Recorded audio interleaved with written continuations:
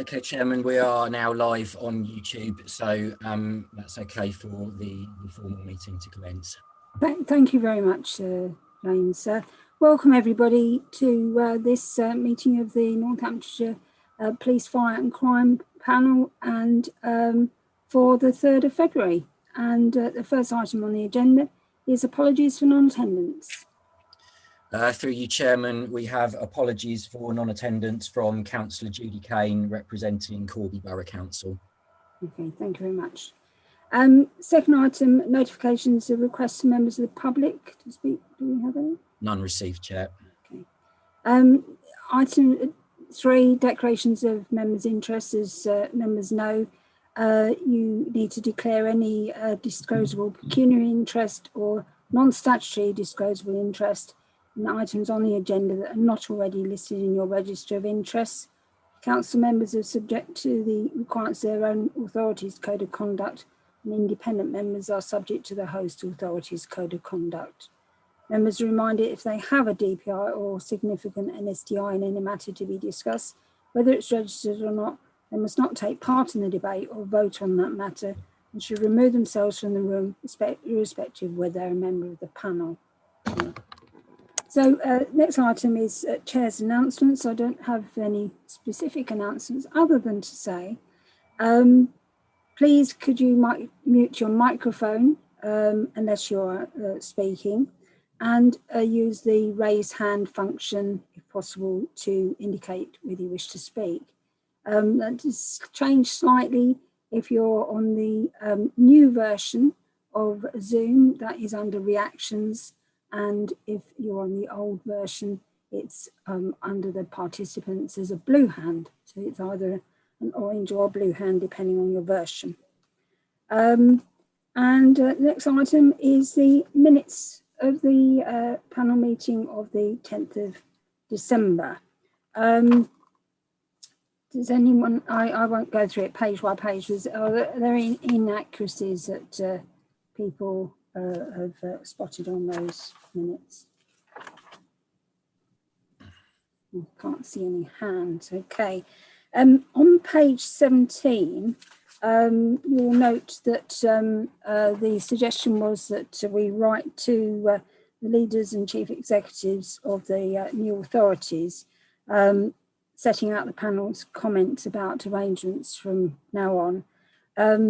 The chief executive of the North replied to advise that the panel is being discussed the Constitution Task and Finish groups in the North and West, and they will feed back to us once the decision has been made. I had an email from the chief executive and a call from the leader, but I haven't received anything from the West. And as I understand now, the decision is being considered by those authorities. So that's in hand.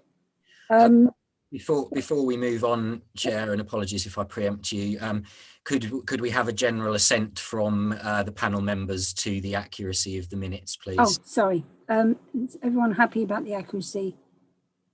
Yeah. Oh, yeah. Hands. Okay. On page 12, we had the panel requests the PCC continues to provide the panel with updates on efforts to address the current backlog of court cases. So that was one item. I'm sure the PCC will be taking that on hand. But that was the only other item that I noticed that was sort of things to be done other than what's in the agenda today. Okay, no other problems? Okay, actually, I will go on to the substance, very important meeting, to discuss the precept, and I will hand over to Stephen Mould to tell us his thoughts and present his report to us. Good afternoon, everybody. Lovely to see you all. Seems like a lifetime ago since we were all sat here. I'm glad to see you're all healthy and well. Well, you look it, even if you're not, anyway. So, Madam Chairman, today's report represents the culmination of a great deal of work from both my office in conjunction with our colleagues from the force. As you know, throughout my time in office, I've made investments into frontline policing one of my main priorities, as I often hear from residents across the county that they do not see enough visible policing in their communities. Today's budget, Madam Chairman, has at its heart a commitment to increasing the number of frontline officers, which will continue to cost residents an extra 25 pence a week in their council tax bill. I really want to reiterate to you, this is not a decision I've taken lightly, given the ongoing pandemic. But I feel it provides residents with a good value for money, as many have told me very clearly they want to see more policing and a focus on crime, and they are prepared to invest more to support that. Not only that, but in the consultation on the council tax precept which we undertook, 71% of people said they would be prepared to pay more towards policing in the county. A lot has been delivered over my time in office, and I'm proud of what we've achieved. Whilst the force is in a better place now, it is vital that the journey of improvement continues and is properly supported and invested. This year's budget takes account of the full year impact of the investment priorities, the additional 140 officers from local and national agreements in 2019 and 2021, and the additional 76 officers that will be recruiting in the forthcoming year 21-22. I've worked closely with the Chief Constable to increase police officer numbers whenever possible. But of course, it has to be affordable. So it's a great source of great pride that we've seen the force grow from the 1,170, not 170, police officers. By March 2023, we are forecasted to have just over 1,500. That will be an increase of 28%, the most officers in the county that there have ever been. But that, of course, that is right and proper, given that Northamptonshire is one of the fastest growing counties in the country and is projected to grow by potentially another 60,000 people by 2023. So however many more police officers we recruit and however many more actual council tax revenue this brings, demand continues to outstrip supply. That's why we will have ring-fenced the sum of £1 million in addition to what's in front of you today on the 21-22 and 22-23 to support the investment we will make a difference in local neighbourhoods. So this will include a strengthened focus on neighbourhood policing with dedicated named teams in communities around the county, new initiatives to being developed to tackle antisocial behaviour and street drug dealing, tackling issues that people have identified as their local priorities, and of course, something that you know I'm passionate about, new ways to prevent and reduce domestic violence. So despite the financial climate, since my first budget, I've sought to make the most of the resources available to me and where possible, maximise the investment in operational policing. I will also continue to lobby central government to recognise the inherent unfairness of the current policing funding formula and how that impacts Northamptonshire. And some of you have seen we put some reference in the attached documents to just kind of reiterate it. So today, Madam Chairman, the report demonstrates the challenging facing policing in an ever-growing county within the confines of an unfair funding formula, an ongoing pandemic. However, I'm confident that today's budget underlines my commitment to deliver and provide and protect excellent frontline policing in Northamptonshire. Madam Chairman, we're very happy to take questions, and I commend my precept proposal to the panel. Thank you very much, Stephen. Could I just kick off by asking you about this 1 million that you've ring-fenced for 2 years? Is that possible? How does that work with the fact that obviously we have elections presumably this year? And are you able to do that for the second of those periods? Well, I suppose what I'm saying at its core, that's my commitment. You're right. If I lose the election in May, an incoming commissioner can, quite frankly, rip up the budget, rip up the police and crime plan, and do what they want. So if you like, those are my plans. Should I be returned, and I suppose you could argue I'm firmly setting out my stall. But in reality, yeah. If I lose the election in May, June, or September, whenever it actually is, then quite rightly they can take a whole different focus. As many of you know, I put a lot into making sure that we prevent it in a different to police officers. People can have quite a different focus, and without being rude, I would say that, wouldn't I? That's why the election's important when it comes. And I hope with all the candidates, there's good scrutiny of our plans and objectives, really. Thank you very much. Councillor Pritchard, I see your hand. Thank you, Chair. Stephen, throughout the report, you make an awful lot of references to unfair funding. And I also appreciate, trying to move government is not an easy task. But what progress are you making with regard to this? And have you any ideas of when it can be achieved? I should pause, give a wry smile and answer that one. Yes.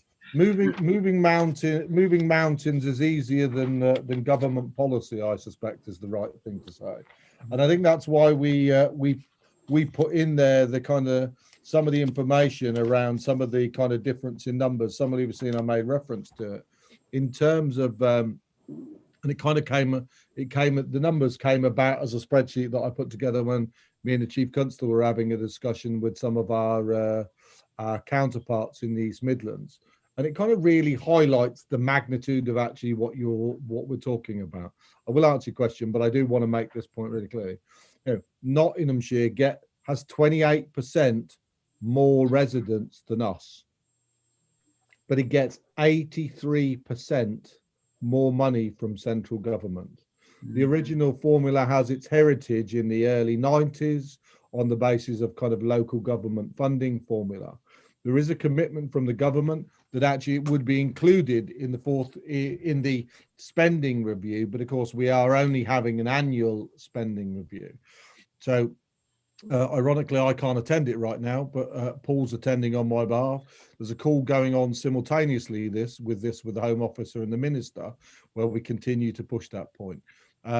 There is a commitment to do it, but I also recognise it's not easy because, of course, in any funding formula, there will be winners and losers. Mine has always been it is better to do something like that when the overall money that's being spent on police is being increased.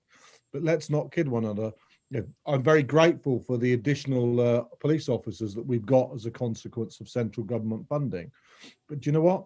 They were handed out on the basis of the funding formula. So if anything, we took a smaller percentage of those 20,000 police officers than we should have had our right to do. So if you like, it continues to exacerbate it.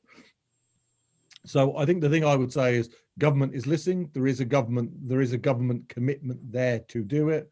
And whilst I sit in this chair, I will be holding their feet to the fire to make sure we get our fair share.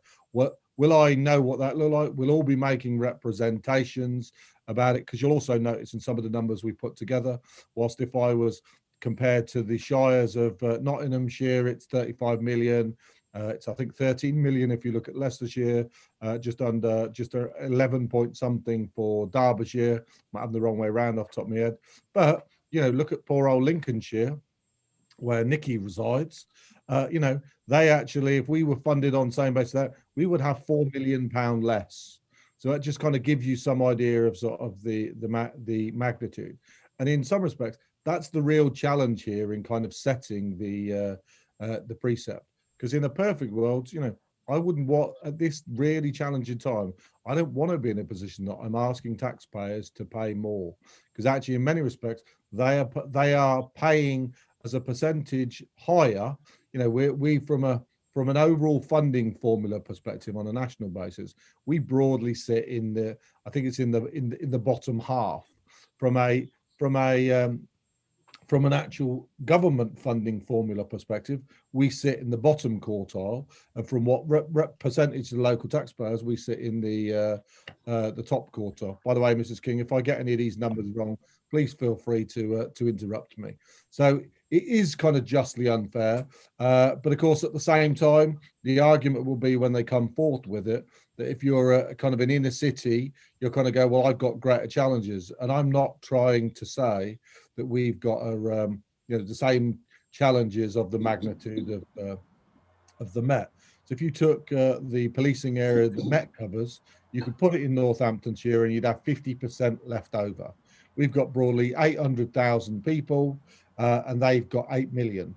They have 30,000 plus police officers. We will have, at our height, we will get to 1,500, so half. So if you like, you're not all rocket scientists or mathematicians. Mrs. King will do this one for us.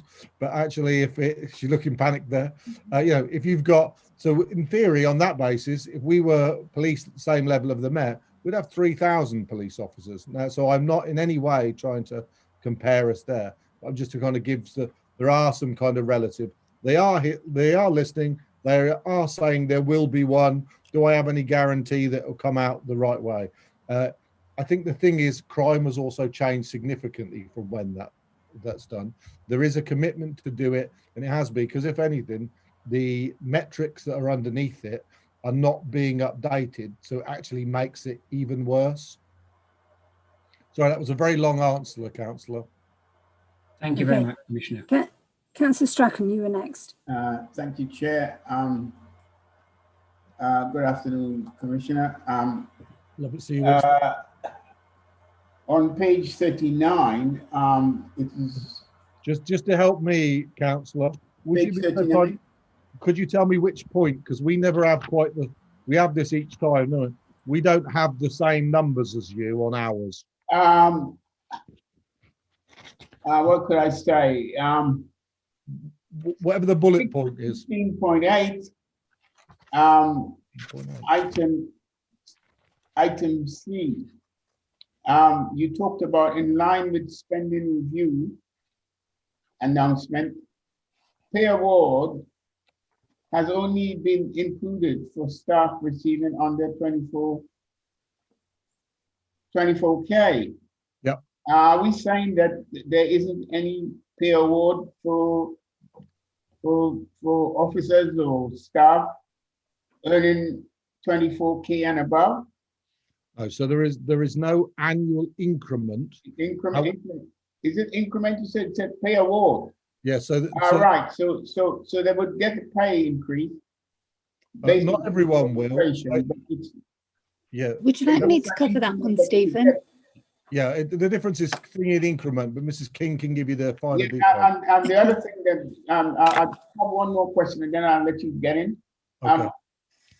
At item G, you made reference to staffing and the officer profile changes relating to the differences in pay and rank to the previous year and reflect, it said here, and reflect less police officers in the pension scheme.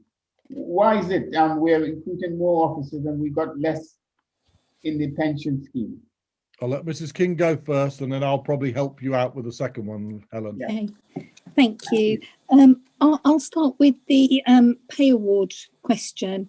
The government settlements this year, so for the spending review, and were reiterated at the time of both the local government and the policing settlements, are that the government were not assuming and providing departmental budgets pay award increases for public sector staff, apart from those in the NHS, for those earning over £24,000. So that's where that line comes from, Councillor Strachan. However, the negotiations, whilst the government has set that line and not provided funding to departmental budgets, those negotiations happen at a national level between different bodies. So that is the government's line. We will wait and see what happens with the negotiations as they work through the year. And you'll find that I've got a very similar comment in the fire budget report as well.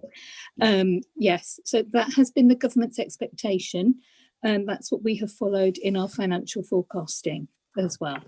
Okay, thank you. In terms of point G, about the profiles, did you want to cover that one, Stephen, or do you want me to? You start, and I'm going to comment about the philosophy, if you like. Why you're there? Why not? Okay. We have found over the past few years, and I know the panel have looked at this a number of times, we have found over the past few years, when the pension regulations for police officers changed a number of years ago, that many fewer or much less police officers are joining the pension scheme when they come. And that unfortunately is the case. They don't come on the highest of salaries, and the pension scheme is quite a contribution out of their salaries. They only have so much available income to spend. So that is what we have been finding over the past few years. And so we have been reflecting that in the budgets. I won't tell you how many decades ago I started working in policing budget, but I do remember a time when we used to budget on absolutely everybody joining the pension scheme when they joined. That is definitely not the case now. It's definitely not. And every year we have fewer and fewer officers joining. Sorry, Stephen, did you want to add to that? Yeah, no, I was going to kind of reiterate. Basically, what we just heard is that the scheme is not compulsory. It's based on choice. Yeah. It's an opt-out scheme, so everybody can join it, and it is based on choice, and individuals choose to opt out of the scheme. So it's even a harder barrier. They opt out rather than opt in now.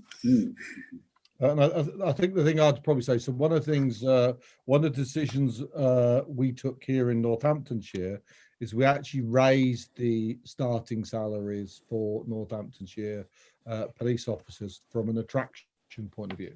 Because and it kind of, this relates also to some of the challenges around the funding formula. So our proximity to London is an actual challenge for us. So if you're a police officer, you get free travel, so you can go on I'm not sure they're called London Midland anyway, but whatever the local train line is, you get free transport into London.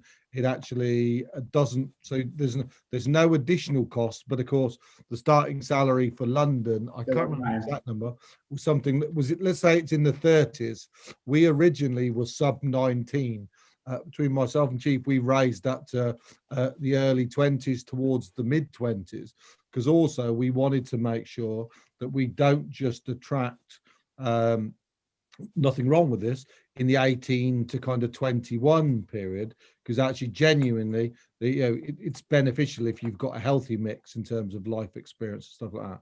So we know there's a number of people who've, if you like, taken pay cuts, who perhaps have got families who it's their intention to join, but particularly not in the same way. But we shouldn't underestimate that, Mrs. King, I believe the number in question, if you take the totality of the budgets from a policing point of view, I believe we pay something of the budgets you see in front of you.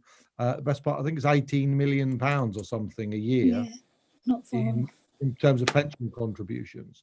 So they are meaty sums. So when you think about it, best part of 15% of our budget. And that's kind of right when you think that best part of 85+% of our total budget is on people. Then actually, as a consequence of that, we're spending the best part of, if you like, almost 10% of that, which ends up at your, I think it's actually something like 12%, not 10%. It gives you such a kind of a lofty sum, if that makes sense. But the other bit I'd kind of say there is no up percentage. But if you are an officer on the, you're on those, so you will still go up by your increments. So you won't get an increment but you won't get both. Okay. Councillor Jelly, I think you're next. Thank you, Chair. Thank you, Chair. Hi, Stephen. Good to see you. Councillor, how are you? Very well, thank you. Hi, Steve. Just I love your pictures behind you. That's the one other thing I actually think about COVID is the insight it's given us all into different people's lives. Actually, absolutely right. So, just talking about this disparity in the funding in the forces, the differential that you mentioned about other forces and what we get in Northamptonshire. I know it's historic, but do we know why there is this sort of huge disparity that we've got?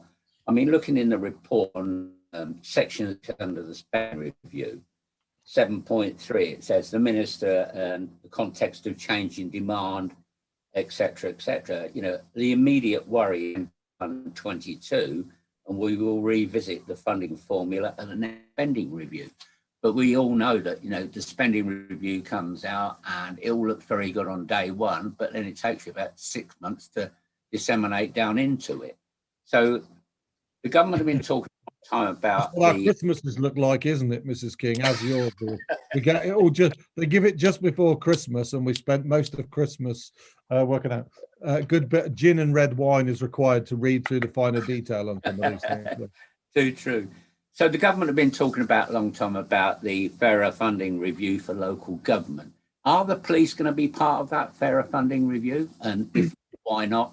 And I think perhaps, you know, we need to lobby the MPs as local, make sure that we get this funding. No, I know. I mean, I think that's outside. You know, it's vitally important. You know, it's, it's just felt like, as you say, you know, the crime. Someone's not on mute somewhere, I think. I just want to see it's not on. We're in a totally different position. We've got somebody in the background. Yeah, I don't know who it is. It's in the background in here, Stephen. Oh, is it? Oh, okay. Yeah, so, you know, the crime culture is changing. As you say, you know, we're one of the fastest growing counties in the country. And, you know, we need that extra money. We do need to get up to over 1,500 police officers. And I support what you're doing in that. I think it's great, you know, but, you know, we do need the support from government, central government. And, you know, I think from a political perspective, the 2 new unitaries should also be lobbying government on your behalf and the MPs. And I will do my best to make sure that we do that. Thank you. I just I will say I don't want to presuppose, but some of the stuff when we talked to on the fire one, particularly Mrs. King, you're going to get it twice now. Mrs. King has done some outstanding work on the fire service, but I would also compliment both you, the panel, and also the MPs. But I won't ruin that good story till later. You kind of know we've managed to extract some extra money out of government for the fire service, if that makes sense. Look, there is a commitment there to do it, and don't get me wrong, you know, I have to put it in here in terms of context. It doesn't mean that, you know, it continues to leave us with a kind of a challenging bit, but I would kind of say, and of course the challenge is when you get HMIC reports, they are all judged by kind of comparators. So actually, and I think it was HMIC that actually said of Northamptonshire, we've been structurally underfunded for a long period of time. And so, of course, the consequence of that is something that we really sought to bridge that gap. Now, that gap, because we're a growing county, is closed a little bit, but that's on the back of local taxpayers.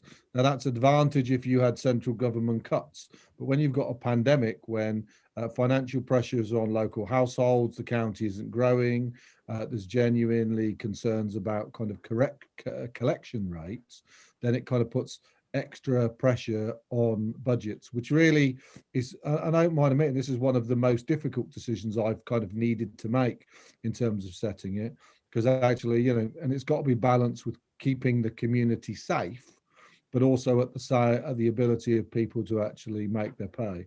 And I can genuinely say this is the one that's given me the most, has been the most difficult, and as Helen and the team will know, it's taken me a long time, a lot of consultation to listen to the public on this one. And I very much was, some of my colleagues across the country came at it kind of very easily. If you're an opposition one, they were like, well, they can just blame the government and say they're kind of not giving it. But, you know, you look at Notts, and I get on really well with Paddy in knots, but 33% of their money comes from local taxpayer. That's kind of that's a big burden. 28% more people, but 83% more. But we've got to do right with what's in front of us. So that's not a decision I've shirked right now. Thank you, Councillor Joey. Okay, Councillor Griffiths. Thank you, Chairman. And I'm mindful of the huge pressures that the residents of Northamptonshire are under due to COVID-19, and the pressures that our two new councils in Northamptonshire, who will be collecting this precept and other precepts, will be under. But I support the precept increase, especially bearing in mind it gives us that 28% increase in officers and bobbies on the beat. I commend the work recently that Northamptonshire Police have done with regard to the county lines arrests. I want to see more of that, and the way we see more of that is to agree this increase. I have to say also the support that the police and indeed Northamptonshire Fire have given in the pandemic deserves huge praise. I know that our fire officers ferrying people around, delivering support, and doing that ultimate thing of actually handling sadly dead people in this dreadful situation that we're in. I want to see more of the rationalisation of police and fire premises, and I know that, Stephen, it's one of my hobby horses, if you like, and I know that you're making some huge steps and progress in that as well. Transformation, because transformation is what Northamptonshire councils have to do. The two new unitaries have got to do to balance the books. So I look forward to seeing more of that in the months and years ahead. But I support the increase, Madam Chairman. Thank you. Thank you. Madam Chairman, just if I may respond to Councillor Griffiths, thank you very much for the kind comments on behalf of both services. You're dead right. They're putting very, very difficult, and as I think a leading police officer just said, you can't social distance when you're trying to detain or arrest or someone. That's not a luxury that they have. And I think that is an important point. There are some more announcements that we'll make in coming weeks around kind of the rationalisation of state. So, let's not kid one. It isn't all good news. People don't like it when we close buildings, if you know what I mean, but it's appropriate that we've got, that money that we make goes towards the front line. You've heard me say it on a number of occasions. We have over 60 plus buildings.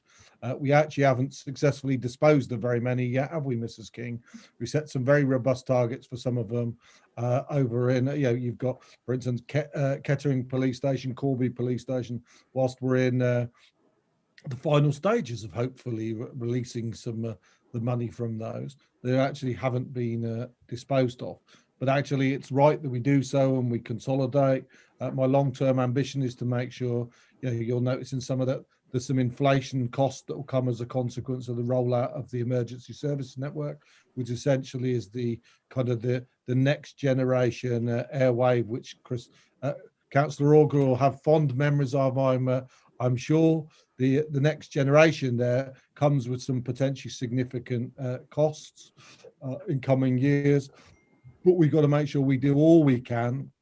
And you'll notice in there, I've set the Chief Constable an annual savings target of 1.5%, because I genuinely cannot see a scenario in kind of future years that you'll see the kind of same level of kind of burden that we've kind of asked local taxpayers to. It's in the base. We need to spend that money wisely.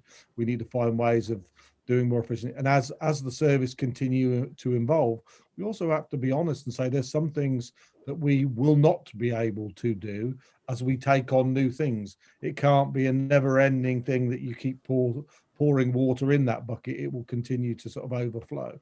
So there will be tough challenges, but I think we're already starting to see the benefit. I'm not sure I can mention fleet. Oh, I think I just did, Mrs. King. That we're on our way to bringing those two together. We're still on target in the March, April to open our building in over Wellingborough Way, which actually will bring police and fire for estates, for IT, for HR into actually the county. And some of those are coming back in from Cambridgeshire and Cheshire. So not only are they going to save us money in the long run and give a better service, they're actually bringing jobs back into our county. Thank you very much, Stephen. Can I just ask the rationale, obviously, of doing the £13 rather than the 15?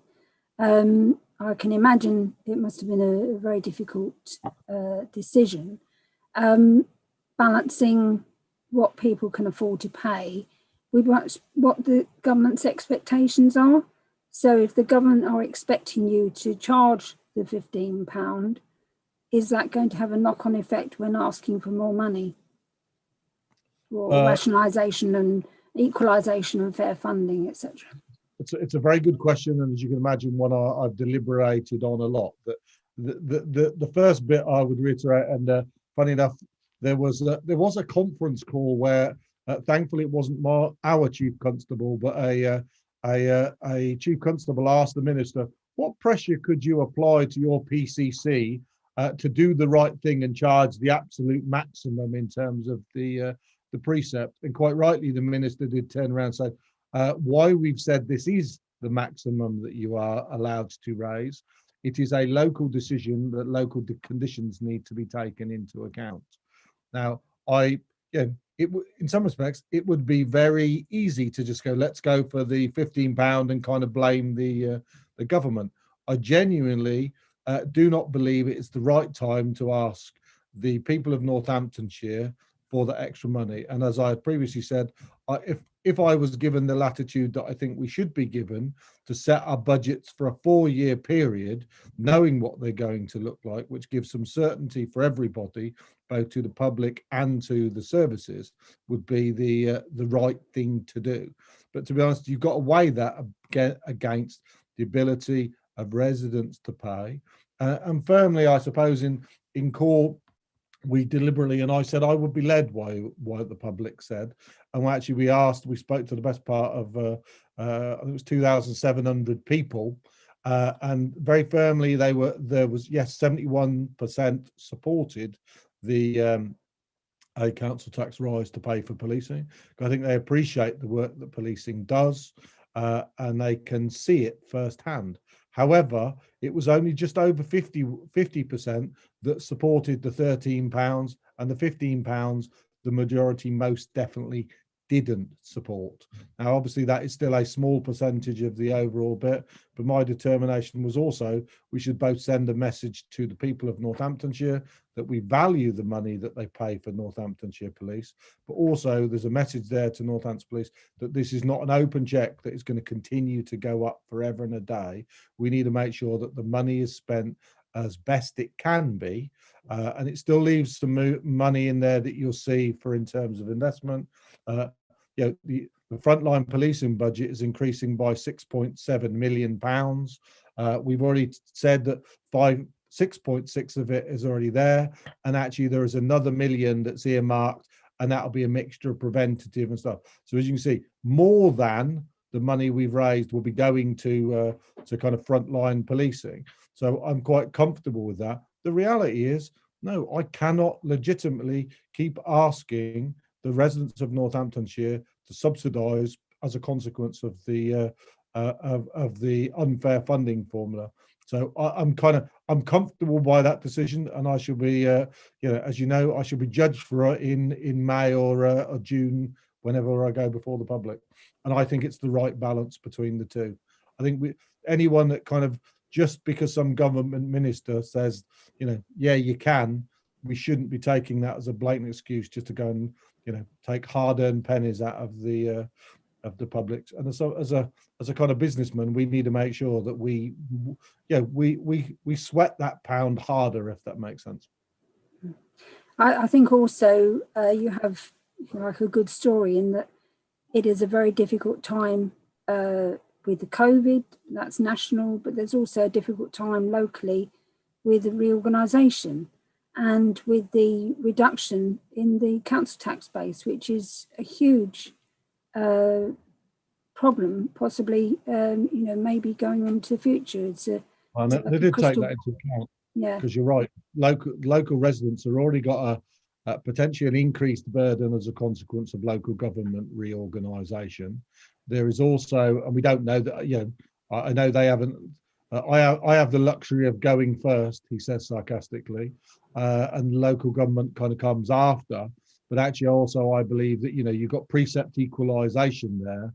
Actually, so it's incumbent on me as this current office holder that I ask for the right amount to the people of Northamptonshire, but not too much. Mrs. Shields.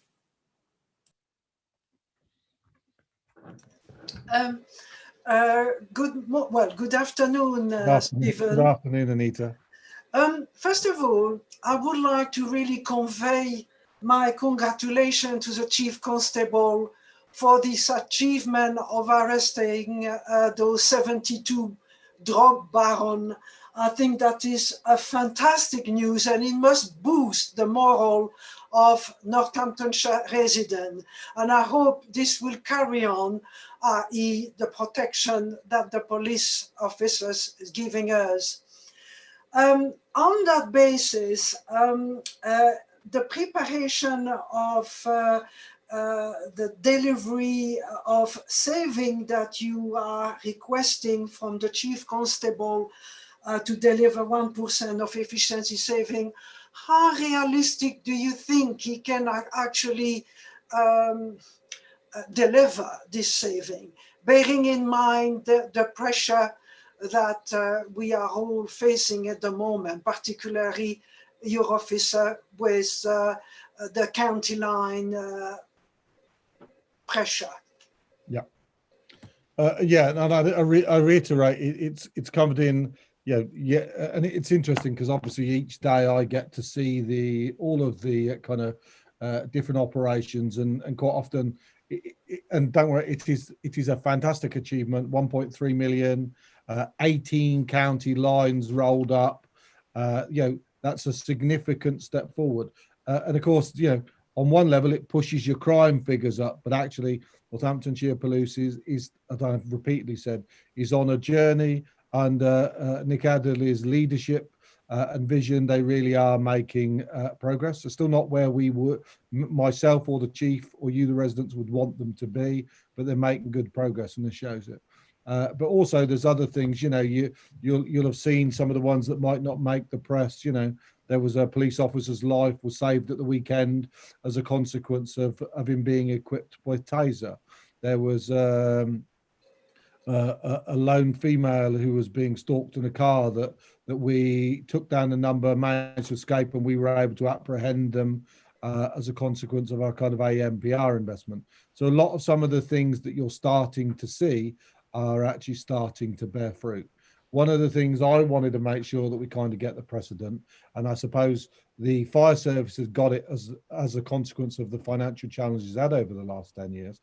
You've kind of got the inbuilt culture that continues to look for efficiencies. And one of the reasons I set that for the Chief Constable is there are always places that efficiencies can be found. And actually, I feel very comfortable in that as someone who signs more financial documents than most between myself and Mrs. King and Nikki. We ask of the force from a governance point of view. We get to sign, in many respects, way too many financial documents at quite lowish levels on the delegated numbers to make sure we get to see firsthand. I won't embarrass them, but there are places I could find him 40 grand tomorrow on some licenses that they didn't get dealt with quickly enough and they had to kind of extend. So there are always things. It's a relatively small amount in terms of it, but of course they all add up. But the real reason for the 1% is as a police service, they need to continue to evolve. Crimes and things like that change. I'm not asking for the 1% to be saved for the sake of saving it. It's so that, yes, some of it means it's got in terms of financial resilience, but actually it's more about making sure that there's a culture there of saying, why are we doing that if we want to invest in something new? Because quite frankly, over my time here, and we have been able to invest, if you like, and I quite often joke at the bank of mold. The bank of mold is getting is looking pretty empty as far as I'm concerned. And actually, we still get instances where, oh, will you give us more money for this project or more money for that? No, I want you to wring out much tougher from your own budgets. What are you doing and can what you repurpose it? It in no way changes my commitment to make sure that we continue to kind of invest. But actually, it's more about making sure that the organisation continues to evolve. And actually, you know, I'm asking residents to pay more at a very, very difficult time. I want to be able to look them in the eye and say, you know what, we really are spending that money as best we can. And that's a cultural thing that we also need to kind of get right. And of course, at the moment, we've spent the last couple of years, you know, kind of righting the organisation from some of the historic challenges it's had. And I'm very comfortable that we've made really good progress. But as I look at some of the crime statistics, there's some really good stories to tell in there, but they need to be embedded. They need to make sure that they are consistently applied. Yeah, burglary is fantastic. You know, I've been challenged quite rightly here. Some of the numbers around personal violence or something is still too high and isn't in the right trajectory. Overall crime is down. The number of victims is down even further, but there still are places where, you know, kind of investigative capability is kind of going up. Our outcomes for kind of rape cases, Northamptonshire has a good record there, but still nationally not enough cases go to court. So some of those things we need to continue to do. And of course, it is difficult because you're also then compared, and this is where the funding formula bit comes in, you're compared and judged by other similar groups. And actually that's one of the things I look quite carefully at, is their performance against it. I'm quite comfortable it can be achieved. And I think actually also by doing it now in a couple of years where I'm not asking them to make them savings, then actually any savings they make can go to mitigate stuff in the future, but also means that any investment priorities that they want, they know they can start saving it. And there's a good example of one that I can't give you because it relates to some capability that I can't talk about in public, that they genuinely know they need to make some savings. We'll give them some seed investment. I sound like a banker now, but the rest of it, I'm going to lend them some money, but they need to pay the rest of it from saving, don't they, Mrs. King? Thank you, Stephen. Okay. Thanks very much for that explanation, Stephen. I'd like to just reiterate some of the things that you've actually said, apart from obviously how much the precept is, that it will include a new focus on neighbourhood policing, which I think the general population are very, very keen on. Dedicated named teams, I think that is essential. It's one of our main bugbears is that we never know who to speak to because they keep changing all the time. Just on that, yep. I don't want to ruin our own announcement that hopefully we'll be able to make that kind of next week. But it would have been, I felt it was dishonest if I didn't give you an indicative of the direction to kind of this panel. But actually, it's only as a consequence of some of those investments are we now in a position to do it. It's always something myself and the chief wanted to do from way back when. But of course, you know, we had lots of our response teams, our polit teams, different areas that kind of needed to be filled. And it's only now as we start to come up to a kind of more balanced strength that we're in position to do that. And of course, with that little more, those slightly extra resources, it means they can keep those people in place and actually they don't need to move them around because they're short of people all the time. The other thing, the next thing is develop initiatives to tackle antisocial behaviour, street level drug dealing. I think everyone would agree. I mean, the drug dealing, you know, it's the root of, you know, I wouldn't say all evil, but certainly the majority of it. You know, I think as it's been said here, the County Line's success has been fantastic. Other issues that people have identified as local priorities, because I think, you know, just to keep asking the local people those priorities in the JAG groups or whatever, and concentrating on those is very good. And of course, finding new ways to prevent and reduce domestic violence. So I commend all of those as objectives to, you know, push the force in that direction. And, you know, that is the right way to go. We know that crime's changing. We know that there are different pressures, and I'm sure there are 101 other things that they're going to spend the money on, but that gives them some direction in those cases. I don't see any other hands up. Does anyone else wish to make a comment before we sort of draw this to a conclusion? I was going to ask, did Mrs. King, did you want to I've hogged a bit there. Are there any particular points you would like to make, particularly as someone who's done so much work in this area, please? Thank you, Commissioner. I'm so sorry, everybody. Nikki, I couldn't work out how to raise my hand, so I did a physical hand. I hope that was okay.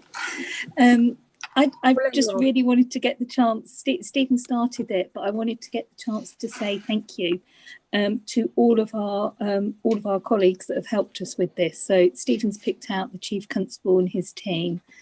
I'd like to just add the new finance team and our excellent 151s in Northamptonshire, be they in existing organisations or be they in the new shadow ones. They have all worked their socks off. So it's like a big team in Northamptonshire to propose our precepts together.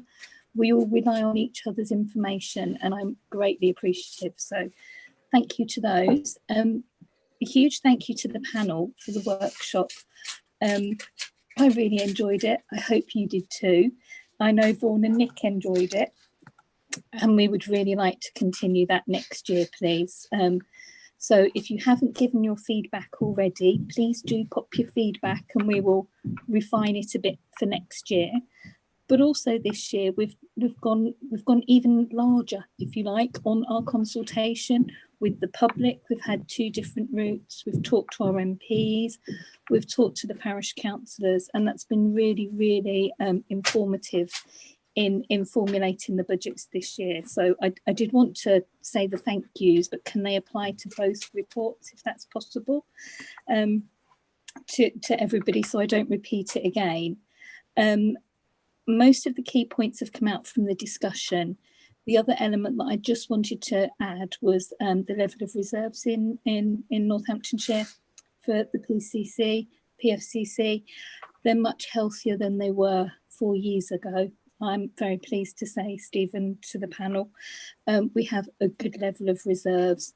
We're not awash with them, but we have enough for our purposes. We have a sensible level of general reserves now that we've built up over time, and we're also able to have earmarked reserves that help us use for specific purposes, and that has been really, really positive. It means that we can have a much more stable budget basis every single year. And that really helps with the planning and with the decisions. I think they were the only points that I was going to highlight, unless anybody else wanted me to cover anything specifically. I think you've got some people excited. Mrs. Shield and Councillor Gelly, I think, wants to. I was going to say. Thank you, Madam Chairman. Sorry. I was going to say, come back to the budget workshop and say thank you for that opportunity to get some insight into the background and the detail. And we were asked on the feedback whether we thought that was a good timing.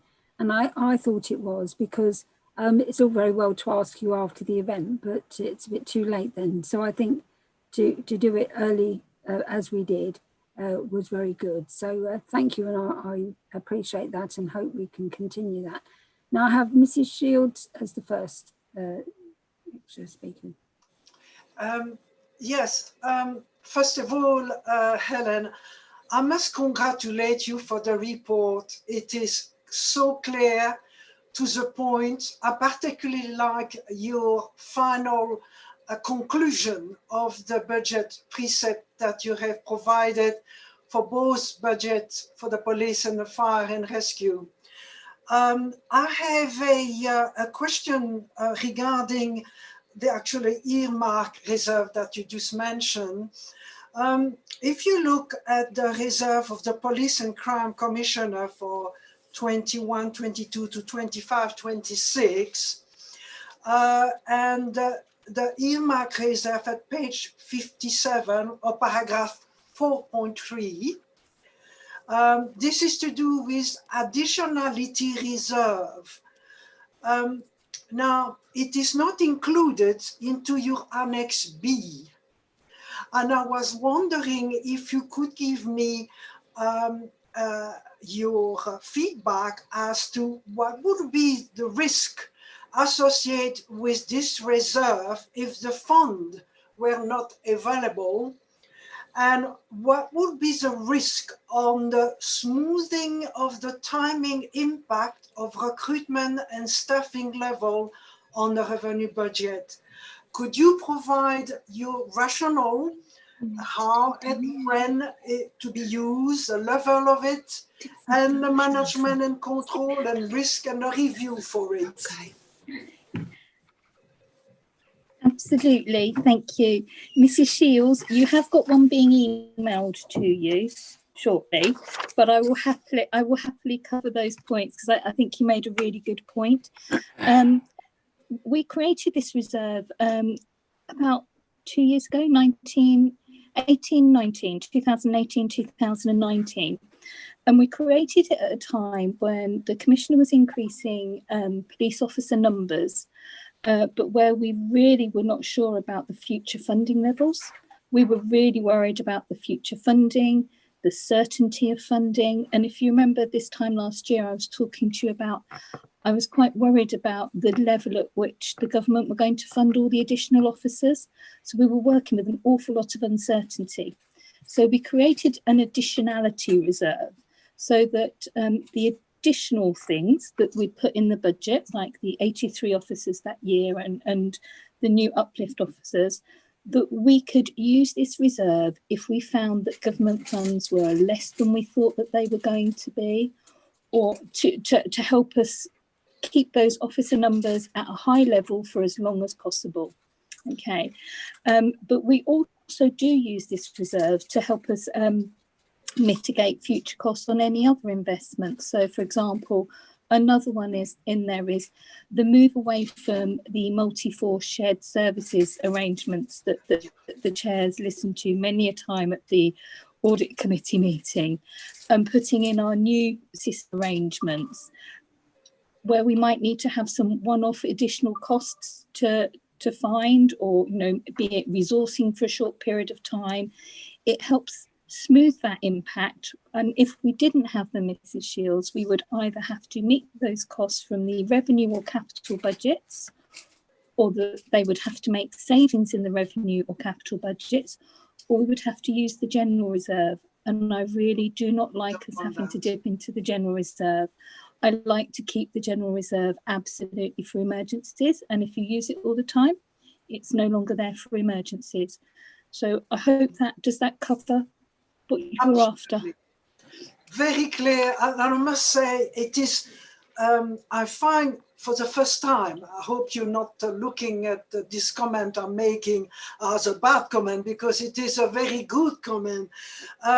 This report is so clear, it's not ambiguous, and the explanation you give is succinct, to the point, and I just hope that this will continue for the foreseeable future. Thank you. Thank you. I hope so too. Stephen, did you want to come in there?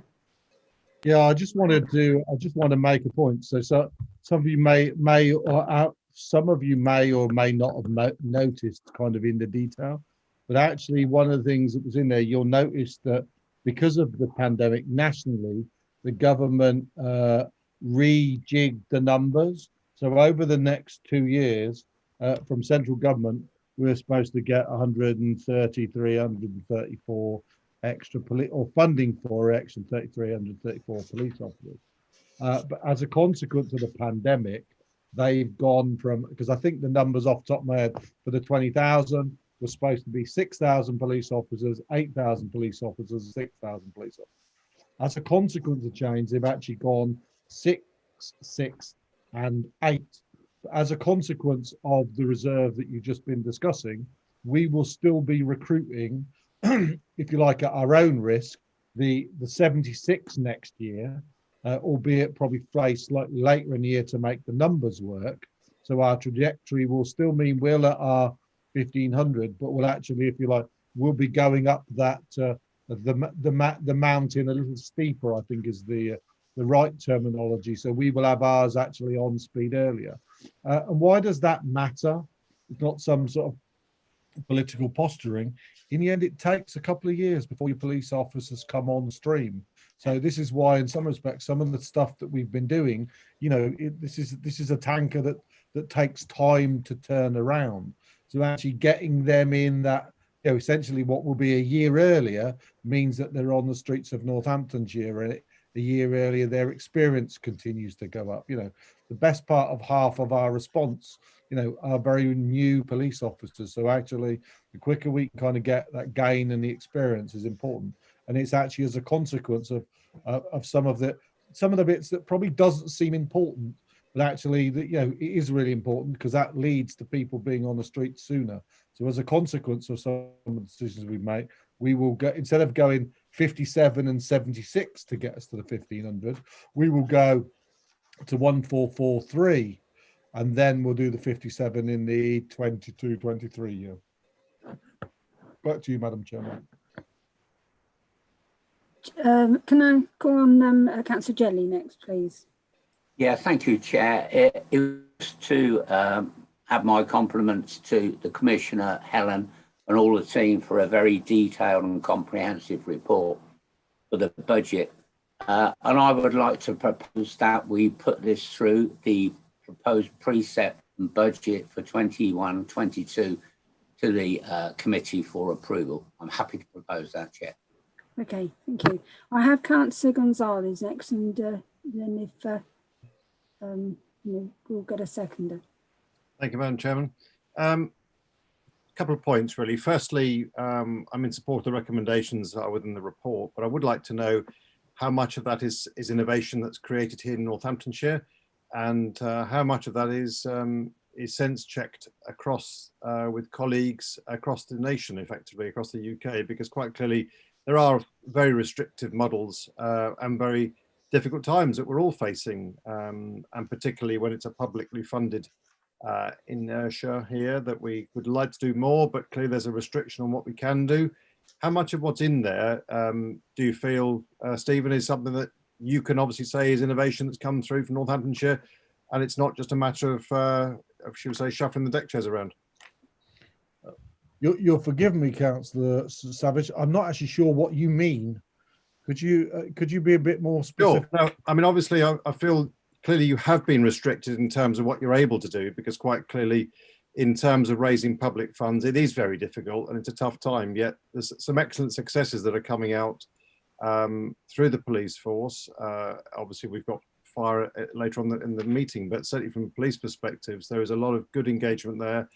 Is that something that the Chief Constable has been able to engage with? Is it something that, you know, I mean, obviously, she was saying it's been very creative delivery in a very restricted envelope. Yeah, okay. I think that I would particularly want to take this opportunity to compliment the Chief Constable, Nick Adderley, in his leadership, but also in the tenacity of the team. One of the things I went out of my way when we had the opportunity to appoint a new Chief Constable was someone who would genuinely bring kind of I'm just going to change the light because I think I'm starting to look like an angel or something. I noticed in in the background. There's a blinding light behind me. I'm hoping I'm starting to wonder the Grim Reaper was coming for me early then. I genuinely want to compliment on what they're doing. I think, and there is I think it was Drugger that said it, so where culture eats strategy. See, if you can have the best strategy in the world, but actually if you haven't got the right attitude in terms of your people, then what's going to happen is it's not going to get delivered. And as Councillor Orr challenged me, I think a couple of years ago, some of the stuff that Northampton Police should have been doing was kind of the bread and butter stuff you would expect to be seeing done. And I think some of the basics weren't kind of being addressed. And some of you might have heard me, I've likened it to walking into a darkened room with a flashlight. When you put the flashlight in a particular area, the focus on it, and everyone rushes to it and it kind of gets delivered. But then when you wave it to the other part of the room, then what happens is the stuff starts to. So I think what we're starting to see now, the kind of the business as usual is starting to go in all areas. So it's genuinely, and I suppose the bit I look at, up until quite recently, well, let's put it this way, when I started, I think we were 7th out of 8th in burglary performance, and we were in the bottom quartile nationally in our MSP. On burglary now, we're 23rd out of 43, which is nowhere near where I would want us to be, nor where the chief would want us to be. But we're now in the top half of police forces, and we're in the middle of the kind of the most similar force. So there is real progress being made. And there is some genuine kind of innovation. Chief very much led on some of the work around tasers that the Home Secretary picked up. The proactiveness around kind of county lines comes as a consequence of the hard work and dedication of hard-working police officers here in Northamptonshire. And county lines has been a scourge that's gone on for a long time. But the work doesn't stop there. Northamptonshire Police has had successes like that in the past, particularly Councillor Griffiths will know, on kind of the Hemmingwell and Quilleen's way, that's left a vacuum that then gets kind of filled by younger gangs, if that makes sense. Whereas actually now with the joined up approach to some of the work that Nicky's team's doing in terms of the youth workers, then actually making sure the engagement to give these kids alternative pathways. So actually it's not sticking your hand in a bucket of water, taking your hand out, and kind of that's the effect that you had. Some stuff you can never kind of get away with, and we won't get into the whole rights and wrongs of kind of drugs and what that does or doesn't mean. But the reality is we've kind of got to give alternative. So I genuinely feel that some good stuff there. And I suppose one of the great testimonies, as some of you know, because some of you very kindly come to visit, when I go and talk to all the new recruits, one of the questions I always ask is I normally ask them, put their hands up, how many of them are from Northamptonshire? And I think is a testimony is there's a growing number, the percentage, years ago when I started, it was always 100% of them were from Northamptonshire. That percentage continues to grow where they come. I mean, crying out loud, there was one the other day, come all the way from New Zealand. There was another guy from Australia who wanted a gun, but we won't go there. But the reality is, it's as a consequence of people feeling that Northamptonshire Police is on the move. And actually, no offense, you can't do this without talented individuals. So the ability to attract them is part of that kind of dynamic that starts to create that feeling. But they're not where we need to be yet, but genuinely kind of real progress has been made. I hope that answers your question. I have a message from Councillor Griffiths that he would be happy to second Councillor Jelly's proposal to accept it. But I first have Councillor Pritchard who would like to say something. Thank you, Commissioner. With regards to the additional officers for next year, are they actual additions, or in fact, are they just replacement for officers that have left? And secondly, perhaps a little bit parochial, in your capital budget for estates over the next year, does that include the proposed new facility in Towcester? Nice question. I'll upset you with the second part in a minute, but the first one is yes, they are. You'll notice a couple of years ago, long before we managed to persuade the candidate that was Boris Johnson, when me and a few of my colleagues met him in Thames Valley training facility, to sort of say we needed to get on with this 20,000, and he agreed with us, and suddenly that policy was born. You'll notice I made a commitment with the chief that we would recruit 200 police officers, and actually that was a net increase of 83. You're quite right. Yeah. You're quite right to ask the question. That was because at that time it included them. These are genuinely new. We will actually be recruiting more than the additional 76 to enable us to do that. So actually, broadly, it probably means, and Mrs. King might know the number off the top of her head, but it normally means we need another 50 or 60 on top just to stand still. And actually, that's also why the investment that we made in the training facility allows us to make sure that we are genuinely meeting ours.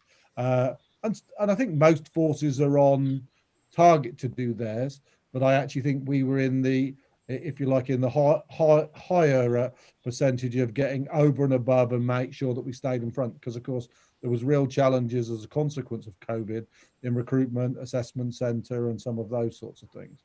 And doing that also at the same time while we reach out to make sure that as our recruitment, that we are reflective of kind of modern Britain in terms of percentages of gender and diversity, something we continue to strive forth in that area.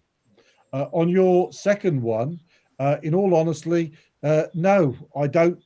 In difficult decisions that I kind of needed to make, as you well know, we've got an old police and court building that it's our intention to dispose of. And I'm not sure we can talk about that one because I know there's some interest from South Northampton Council. Maybe that's gone, I don't know. We are keen to dispose of it. We are more likely to continue to convert the fire station that remains in Towcester than build a new facility. I'd like to do it, but in the financial envelope that I've got in front of me, I don't foresee it's a scenario that's anytime in the next couple of years. Probably in a 5-year plus window that we would look to address. Mrs. King would probably shoot me if I tried to go ahead and do that. If, however, an opportunity presents itself in terms of whether it's land, property or something like that, where we could, if there was a kind of a once in a lifetime deal, yes, we'd try and take that up. But in the short term, my key commitment is the retention of those 1,500 police officers equipped properly, and in fairness, less buildings rather than more shared, the right equipment to both keep them safe and serve the public. And I think named police officers in neighbourhoods out and in it is kind of the direction. If you want to know what's my direction, it's there. Does it mean that I would love to sort that out in Towcester? Yes, but I'm afraid it's in League 2 for me at the moment, I'm afraid. Thank you, Commissioner. Well, I have a proposer and a seconder to accept this precept. You're happy to go to the vote now? If you could all show if you are in favour of that, please. Show of hands. If you could just hold them there so James can check. Are there any against? Okay, that is unanimous. So thank you very much indeed for that. Chairman, okay, now, sorry. Chairman, having supported the proposed precept, could I have the panel's agreement to delegate authority to yourself and the deputy chair to approve the final version of the panel's report reflecting discussion at the meeting? Are you happy with that, everybody? Standard approach we follow. Yeah, sorry, I missed that one. Okay. I was very eager to get onto the fire, because it always gets left to the last minute. And poor old fire guys. We really don't want to leave the fire out. It's such an important thing. So, Stephen, if you could go on to the fire precept. Of course. So, Madam Chairman, this is my third budget. Gosh, seems like a lifetime, doesn't it? Third budget for fire and rescue. And despite the many pressures and challenges, and there have been many, haven't there, Mrs. King, that currently exist in the service. She's not listening to me. She's just chatting to my colleague. I was paying you a compliment there, Helen. I'm so sorry. I was moving my police and fire papers round. I'm so sorry. It's all right. We've been able to prepare a balanced budget for 21-22. So this year I'm asking the residents for an increase of £5 a year in the council tax precept for Northamptonshire Fire and Rescue Service, which would bring the amount paid by a Band D in Northamptonshire towards their fire and rescue to £66.97 a year.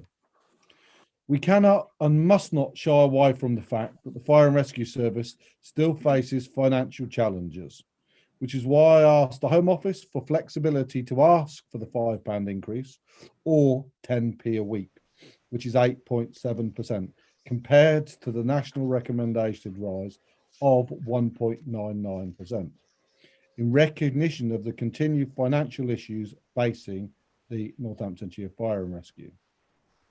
We are still waiting a response as to whether the £5 flexibility will be granted. If not, we will still have a balanced budget, but we'll have to use up more reserves and in-year savings to do so. As members will recall, the service transferred from the County Council with no reserves or capital funding, and without this support, not only will the improvements in service that have been made be put at risk, but the service may not be able to meet the needs of the county in the future. I've also asked the Home Office for funding to support reserves and to give an extra financial buffer in these unprecedented times. I am delighted to advise that they have agreed to provide £1 million to our fire and rescue service to do so, and I'm very grateful for their support. I particularly want to take at this moment in time particular thanks to Helen King for her leadership in that, to quite frankly, to say all the calls and the fact that she's got a full head of hair with all the calls and time she's spent on the Home Office. I also want to thank you, the panel, for the work and support you've done, and also from our MPs. So that, yeah, that £1 million directly means that some of the £150,000 that we needed to take from revenue to go in there is something we can immediately put back into there. And it puts the service on a firmer financial footing. So over the past 2 years, we've been able to recruit 20 additional firefighters, order new fire engines, and have made significant improvements in response times and the availability of fire engines. In addition to this, for the last 12 months, the improvement plans have continued alongside the extra work that was mentioned earlier on that has been undertaken in support of the community during the pandemic, as well as the day-to-day business of the Fire and Rescue Service. The increase of £5 will allow Northamptonshire Fire Rescue to continue with those planned improvements, and coupled with that one-off support from the Home Office towards reserves, will actually finally put the service on a stable financial footing so we can push forward and transform how it keeps the people of the county safe. I took control of our fire and rescue service so that police and fire could benefit from sharing, support and buildings, strengthening their frontline response and doing the right thing for local taxpayers. Northamptonshire Fire and Rescue Service transferred in a very challenging financial position, but over the past 2 years before the pandemic, we had made major improvements to response times and availability, and we've been able to invest in more firefighters and new equipment. These significant improvements have been noted in successive inspections by HMIC FRS, and I think some of you will have seen there was even very complimentary of the Fire and Rescue Service. And when you contrast that with the, I can't remember, was it November, is it 19 or 18 Mrs. King inspection? I think it was 18 actually. It was the 18 the 18 inspection and some of the stuff that's said. But it's worth highlighting. So the pressures of the pandemic knocked our plans off for financial stability, mainly as a consequence of the collection rates and the slowing down of the growth rate. And of course, while the Chief Fire Officer team have worked hard to manage the situation, we may risk some of the gains we've made without this additional financial support. I'm extremely grateful to the residents for their backing, and I can assure them we will continue to make sure that joint working makes the best use of every penny the taxpayer contributes. Madam Chairman, I commend my precept proposal to the panel and obviously very happy to take questions. Thank you very much. I think I'll perhaps speak for the panel and saying that one of these, it's a timing issue.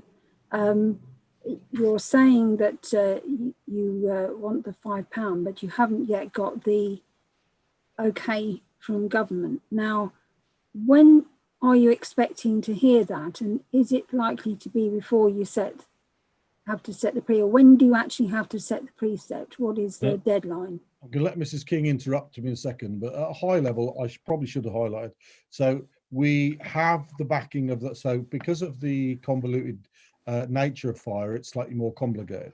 So the decisions are essentially made in the Home Office for the governance of it, which is where they kindly supported us with the £1 million. We have, as a consequence of both your support, MPs, and the great work that Helen and her team have done, meant that the minister has written to MHCLG to say we want to allow Northamptonshire Police, Fire and Crime Commissioner the latitude to charge the £5. We've heard some rumours, different winds, and I think we believe we'll have some news this week and let Helen comment on it. But basically, the minister, the Home Office are supporting it, so we're probably not expecting there to be issue. But until we know that, we don't know for definite, which is part of the reason we've come forward. Helen, do you want to comment on that? Will do. It's a good question, and it's a totally fair question. The report does say if the commissioner, if he is given the flexibility, that is what he would like to do. If not, he will go at the level that he can go to below the referendum limit. We have the backing of the Home Office. As the Commissioner said, the Home Office Minister has written to MCHLG asking for permission to have precept flexibility. That is solely the decision of MCHLG now. We know we've got the Home Office behind us, but we also know that there are lots and lots of local councils that are also struggling in current times. We feel that we've done as much as we can. We've had lots of support from the MPs, etc., and yourselves, and lots of lobbying has taken place, and we've completed all the responses on the consultation. But it is the view of MCHLG. We expect, or hope rather, a draft final local government settlement tomorrow, and to be debated on the 10th of February. That is my latest understanding. I've been checking that, thinking with the Home Office, that's also the dates they are working to, but we do know that government does change slightly. As with last year, I will be giving Stephen a clear line on his dates and asking him to make a decision. That if that was possible, Stephen, that would be next week. That would be next week, to give us time to make sure that a leaflet can be produced and that Stephen can raise the formal precept letters to the North and West councils after the panel have done their work in terms of the reports with the Commissioner, etc. So what is the deadline? What date do you have to do to go to do your report to the other councils? We will work to the 15th of February. That's the approximate date we work to. We do have a few extra days after that, but we will work to the 15th of February or earlier if at all possible. We're hoping that we get it in before.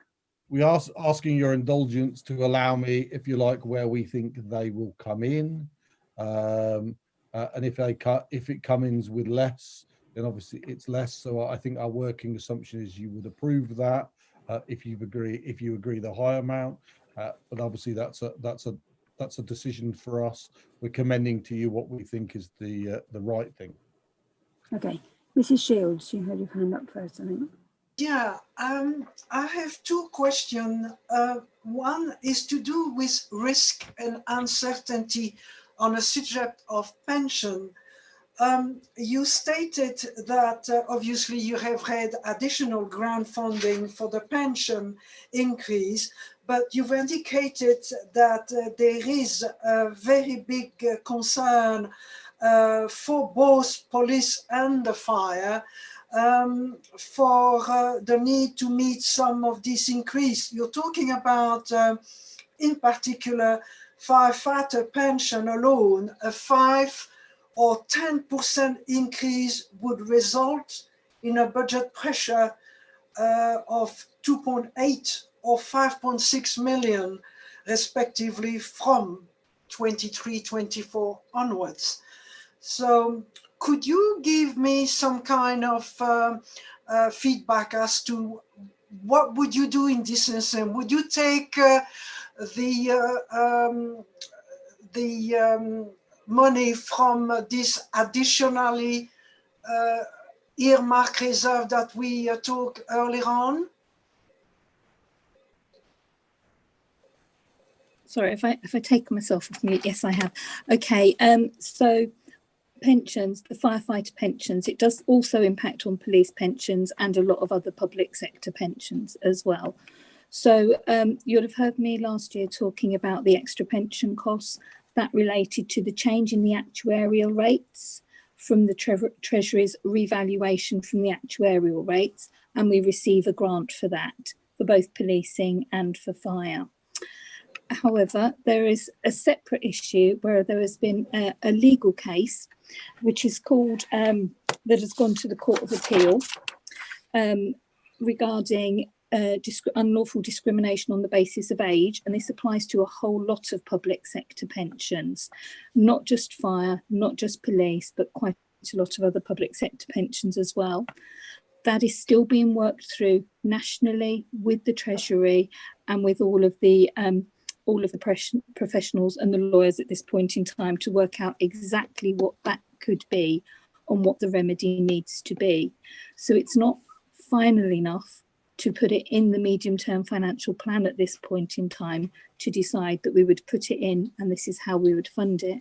It's merely citing it at this point in time as a highlight, as a risk, as an uncertainty. And I expect over the next couple of months that information to start to firm up slightly nationally and in the fire policing sector so that we can firm up that information ready for the next medium-term plan. And also in terms of, because the first thing will be what the remedy is and what we will have to pay. And the next thing will be all of us going to our relevant departments asking for extra funding for it as well.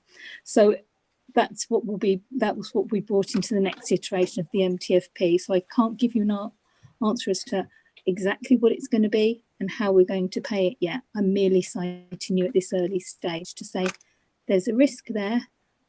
We're aware of this risk and we are cited and we are openly active to it, and we'll keep refining our medium-term plans as we work through. The other question is on your on your conclusion report, section 151. You stated that this is to do with a review of the capital program. You stated that it is your opinion that the totality of the current program is neither deliverable nor affordable, and you welcome the review, which will be considered at the Accountability Board in April of this year. Yeah. I'm very much aware that the precept level that you provided a various scenario of is very, very tight. In fact, it's, in my opinion, it is too tight because it shows huge losses after this financial year. And in my opinion, £5, according to the residents survey that was made for requesting the level of the precept, should be more than £5 in order that you are able to actually balance a budget. But obviously it has also an impact on the COVID situation and the restraint that the residents in Northamptonshire feel. But in my opinion, the very, very minimum that we all should look is £5. If we can have more, then obviously you'll be in a better footing, because I really don't know I've addressed this question to the police, but the police is much more easy to deliver saving because there was no renewal of equipment and machinery on the fire. And therefore, all this program of improvement, if you request for saving, you're not going to be able to deliver also the acquisition of material. Perhaps you could give me your thought on that.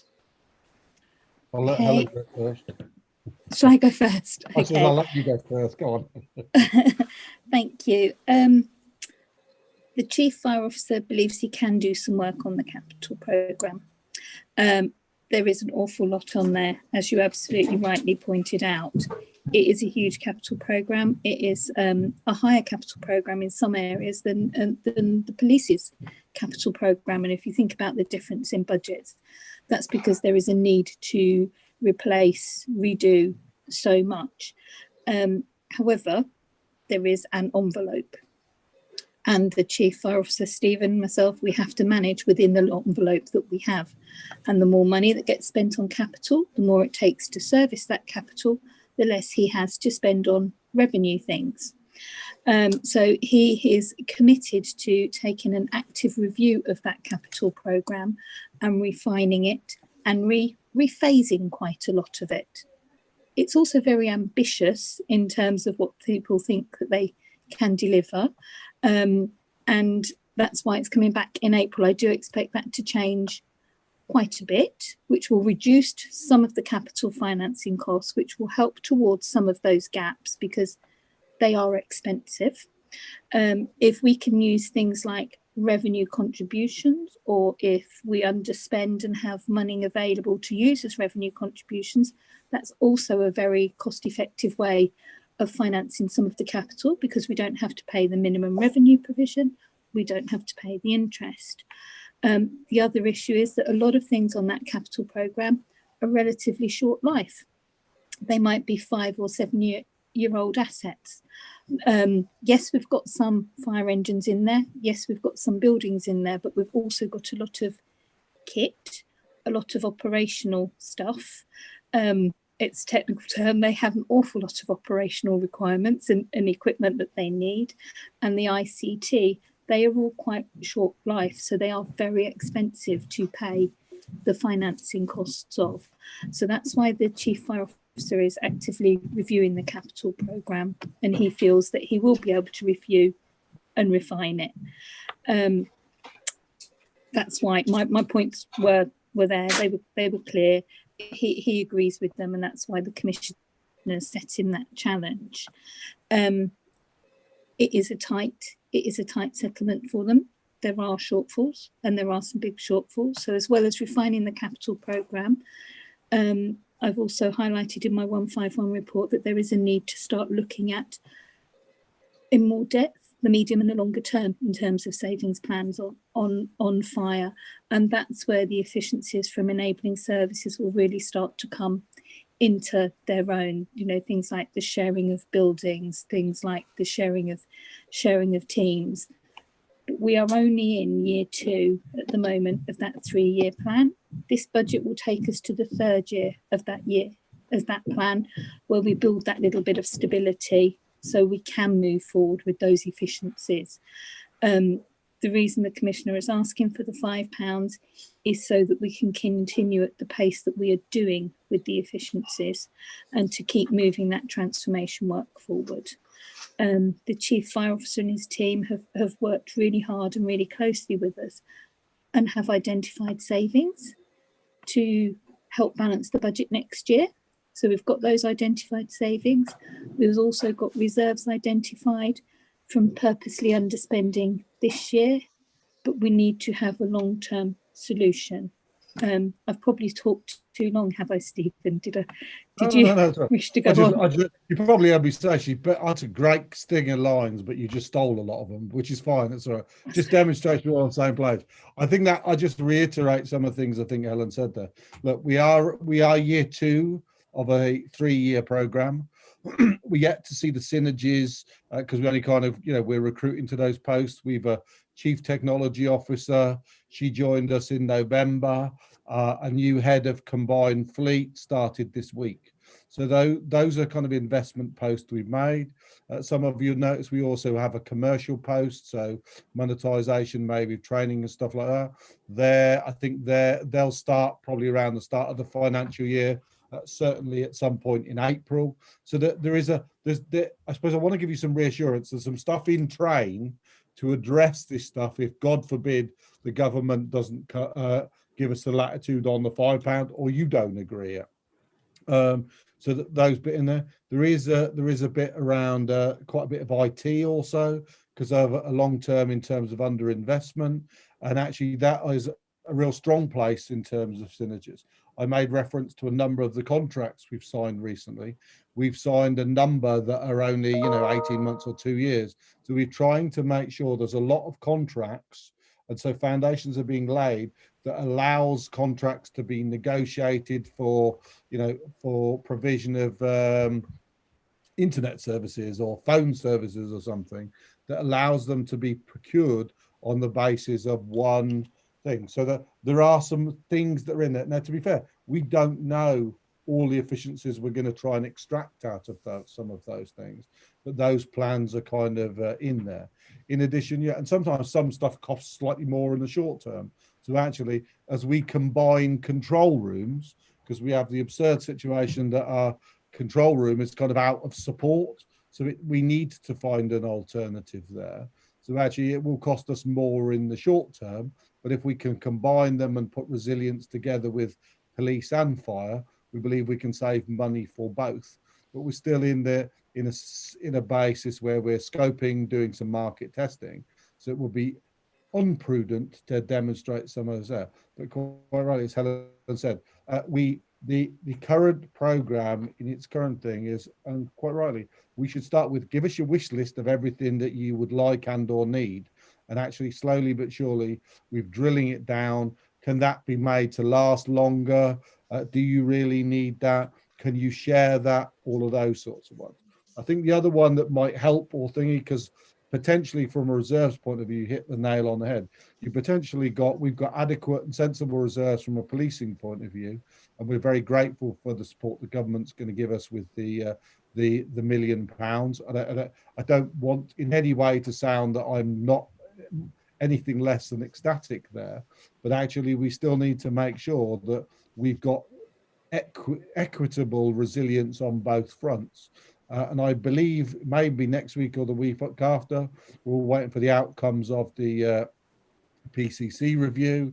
I believe with myself and 3 other colleagues that we've made and demonstrated the benefits that can be driven from PFCCs.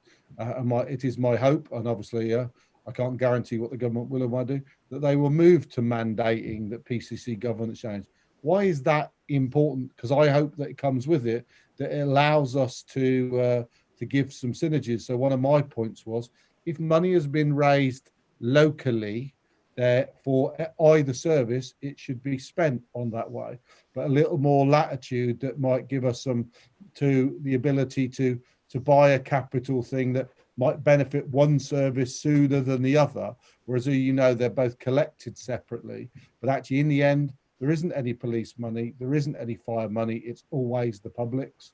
And so actually I want to make sure that, so I am hoping that we've kind of got some bits of stuff. So these are ever moving bits, but within the constraints of what we've got, we're making sure that there's really good, decent financial diligence on our part. At the end of the day, you can't spend it if you ain't got it, and we're not going to, we're not in the, we're not in the dodgy banking scenarios that you've seen of some organisations of the past, are we, Ellen? We want to make sure it's good and sound and it can pay in the longer term, and that might mean difficult decisions, but that can be the only ones we can make. Absolutely. Okay, next have Councillor Olga.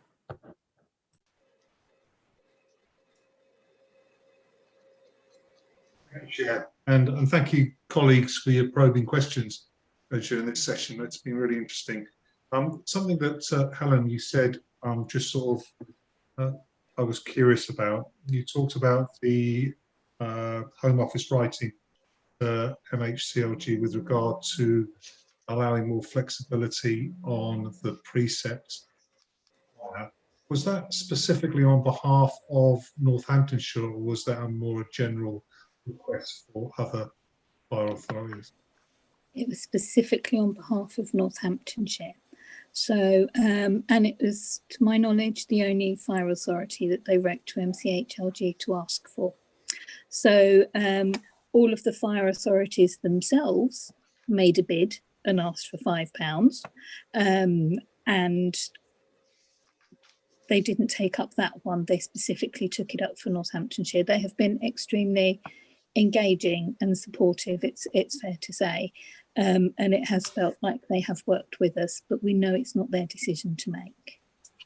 It's not, but that is an interesting detail, and you must have been, and the Commissioner, quite persuasive in certainly getting the Home Office on your side. So well done to that, and hopefully it will bear fruit. Thank you, Chair. Yeah, and I just on that, and I think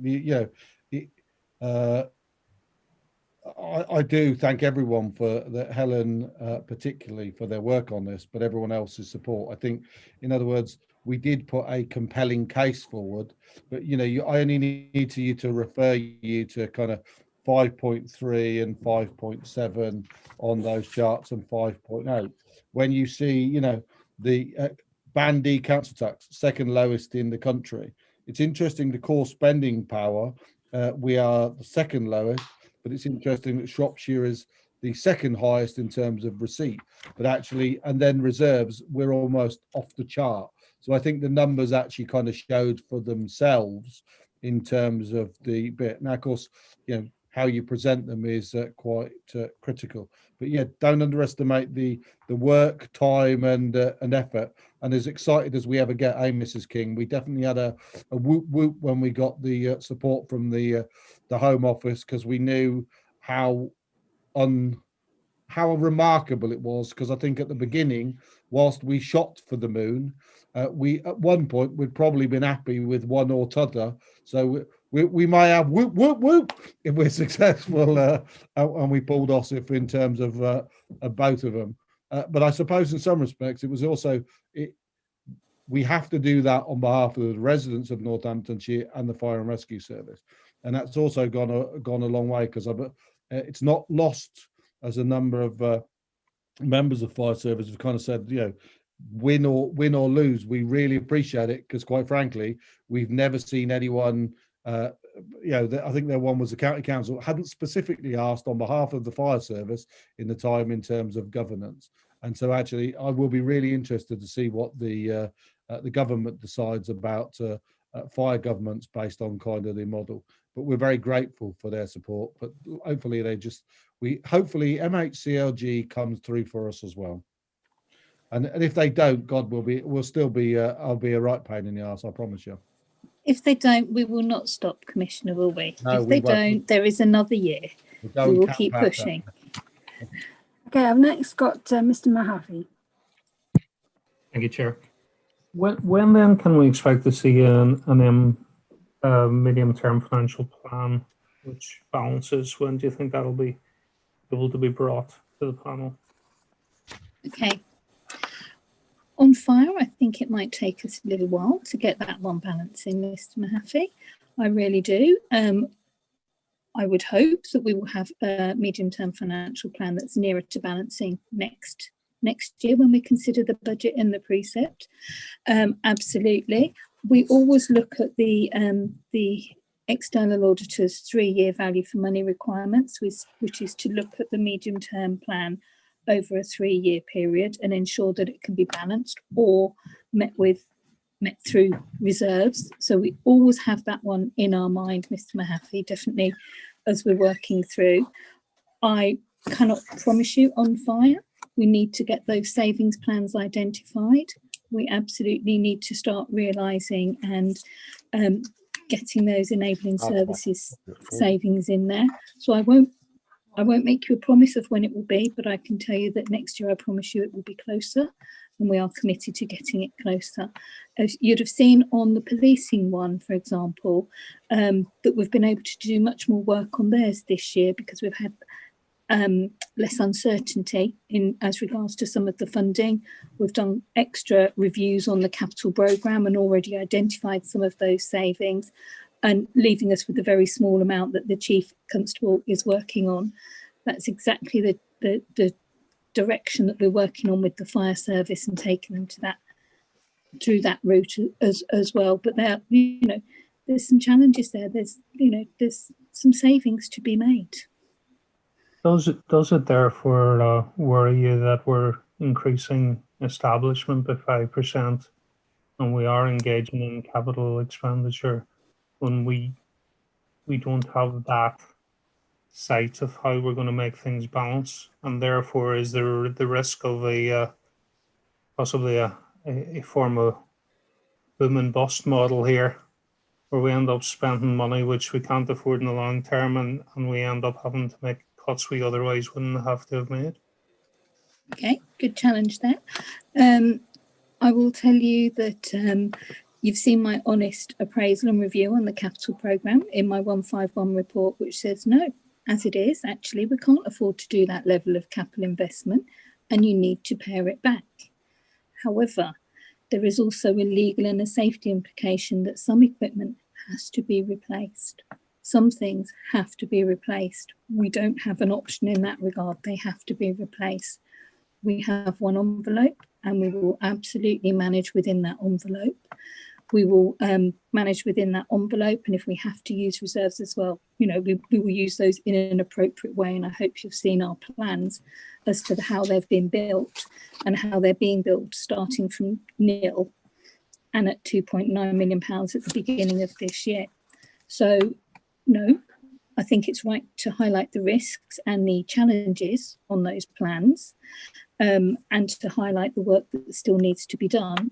And that was the case that we made to the Home Office as part of the governance transfer, that would take some time to get into that pattern. And that's where we are. We're still on that plan. On the specific point of the head count, given that staff costs are about half of total costs, how do we justify increasing establishment by 5% while we have this level of uncertainty? Okay.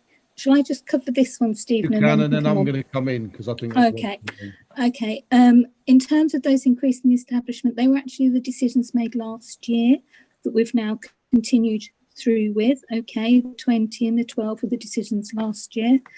The 20 were actually so many because there hadn't been recruitment for so long on firefighters, and the county was extremely low in firefighters in the county. They were essential. They were needed. In terms of, if I can just point you to the budget, you'll actually see that the employee costs on the firefighters has gone down between last year and this year, because we have done that recruitment of those key posts, and we can now put it into a more planned, sensible recruitment pattern every autumn moving forwards. And in terms of the extra 12 that were added on, that was to reduce the cost of being called out on overtime and on what they call bank arrangements as well. So the proposal that was put to the Commission on those that would be self-funding and not increasing the overall cost. Understood. Thank you. Okay, hopefully that clarifies a bit more, but I think it's a good challenge. Yeah, and I think I just want to reiterate that last point, because that's actually the challenge, because it's not actually in terms of pure headcount. So you see the number as just whole time, but the service is made up. We have 22 fire stations. 8 of them are manned by whole time people. And one of the reasons that we've managed to get above, and this is the challenge, if you like, that I faced. Is what are the minimum safe levels? So actually, you'll notice if you read the 18 HMIC report, we were unable to keep the community of Northamptonshire safe. In other words, with the minimum number of fire engines determined to keep the Northampton, and I ain't come up with that, it was 14 fire engines. We fell below that, and I think I've probably provided you with some graphs that show you we were falling below that on a significant number of times. I think in the last 20 months or something, I think it took about 6 months, but after 6 months of governance, we've never been below that 14 again. And actually, what was the difference? So if you've got those other stations, by recruiting the extra, we could train them as drivers, because quite often for our on-call firefighters, we could get them, but you might not have a driver. So if you've got 4 firefighters ready to go, or 5 firefighters ready to go, but no one to drive the fire engine, that pump is not available and or the run. So the strategic decision we took was, by recruiting slightly more on there, but we would save money on the, as Helen called it, on the on-call area, was meant that we would actually put more pumps on the run. Now, as demonstrated by the recent HMIC report, we have been very successful in that area, and as a consequence have been both not just above the minimum, but actually around what was determined where we should be.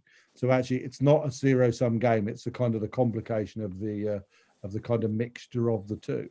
But you're absolutely right. If we don't reduce our capital, then there will particularly be a problem.